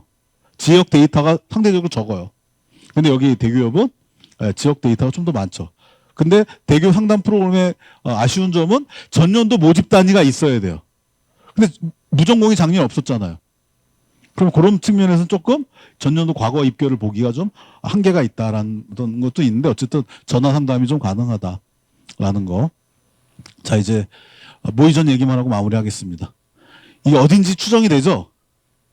하여튼 전 모르겠어요, 어딘지는. 이 모의전을 하면 애들이 맨날 얘기를 하는 게 몇 칸이냐 몇 칸이냐 이 얘기만 해요. 근데 적어도 12월 26일 이후가 돼야 돼요. 지금까지는 아직 정시 실 지원 예상되는 아이들이 아직 집합하지 않았어요. 26일 이후에, 27일 이후에 그 아이들이 이제 모의전 서비스를 이용할 거고, 얘네가 매일 업데이트를 해요. 물론 업데이트 했을 때 바뀌는 경우도 있고 안 바뀌는 경우도 있는데, 이 모의전의 기본 원리는 상대적 위치를 보여주는 거예요. 그러니까 성적이 안정적인데 내가 A 대학 B 학과가 너무나도 누가 보든 합격할 수 있을 것 같은데 굳이 내가 거기 들어가서 모의전을 매일 할 필요가 있어요? A대학 B학과가 누가 와도 되는 붙을 아이예요. 점수가 여유가 있어서. 그럼 걔가 맨날 거기 들어가서 클릭해 볼까요? 나는 거기가 성적이 안 되지만 거기를 가고 싶어. 누가 더 많이 들어가서 클릭할 것 같아요. 그쵸? 그래서 이게 이제 작년 경희대 사례를 가져온 건데 쉽게 말하면 날짜에 따라서 배치 점수가 달라진다. 그리고 실제 입결하고 비교했더니 여기가 그거거든요. 빨간색이면 뭐란 얘기예요? 대학이 발표한 자료보다 빨간색이라는 얘기는 뭐예요? 작다는 얘기, 낮다는 얘기죠, 낮다. 예, 낮다. 자, 이거는 이해를 돕기 위해서 가져온 거예요. 자, 가군에 한문교육과, 고대 한문교육과를 쓰려고 했던 애가 나군에 성대를 쓰려고 마음을 먹었어요. 작년 자료는 아니고 재작년 자료긴 한데, 성대 식으로 갔던 얘가 764.xx가 나와요. 성대식으로. 그래서 가군의 고대 한문과를 쓰고 나군의 성대 어디를 쓸까를 얘가 엄청나게 고민하고 있었어요. 그랬는데 얘가 봤더니 요건 뭐냐면 처음 점수하고 마지막 점수 차이거든요. 차이. 그리고 요거는 나중에 추적했을 때 합격선이에요. 자, 그러면 얘가 764점인데 여기 마지막 날 점수거든요. 어디 써야 돼요? 얘가 764점인데 마지막 날 점수가 이렇게 나왔어요. 어디 써야 되냐고요. 어디 쓸 데가 없죠. 다 점수가 높으니까. 근데 그나마 제일 점수 낮은 데가 어디예요? 한문교육? 한문교육 쓰자니 인원이 너무 작잖아요. 충원이 없을 것 같고 안 빠질 것 같으니까. 그래서 얘가 어떻게 썼을까요? 인원 많은 데가 어디지? 그래서 얘가 사회과학을 썼어요. 사회과학 어떻게 됐어요? 770, 764. 그럼 몇 점이 모자라요? 네? 그러니까 이 모의전이라고 하는 건 결국 뭐다? 어떤 트렌드, 경향성을 보여주는 데에는 참 의미가 있는 거다. 그런데 저것만 의존해서는 절대 합격을 예상하기 어렵다. 그러니까 어떤 데이터가 있었을 때 오늘 제가 아까 뭐라 그랬어요? 오늘 설명의 의도는 이런 자료들을 이해하는 데 있는 거지 몇 점이 어디 붙을 거냐를 설명해 준 자리가 아니다. 하여튼 진짜 마지막 슬라이드입니다. 다 써놨는데 그냥 주체적 어떤 데이터 상담 이런 자료를 봤을 때 뭔가 이거를 내가 이해할 수 있는 수준이 정시에 제일 중요한 거지 몇 점, 1점 차이, 2점 차이 숫자만 보여지는 거 가지고서 어느 대학을 쓸 것인가를 판단하는 건 누구도 이건 예상할 수 없다. 되게 위험하기도 하고. 하여튼 뭐 설명을 잘 들어주셔서 감사합니다. 올해 좋은 결과 있기를 바라고요. 내년 겨울은 따뜻하게 여행 가시는 걸로. 올해 겨울은 좀 더 고민하셔서 좋은 결과 있기를 바라겠습니다. 고맙습니다.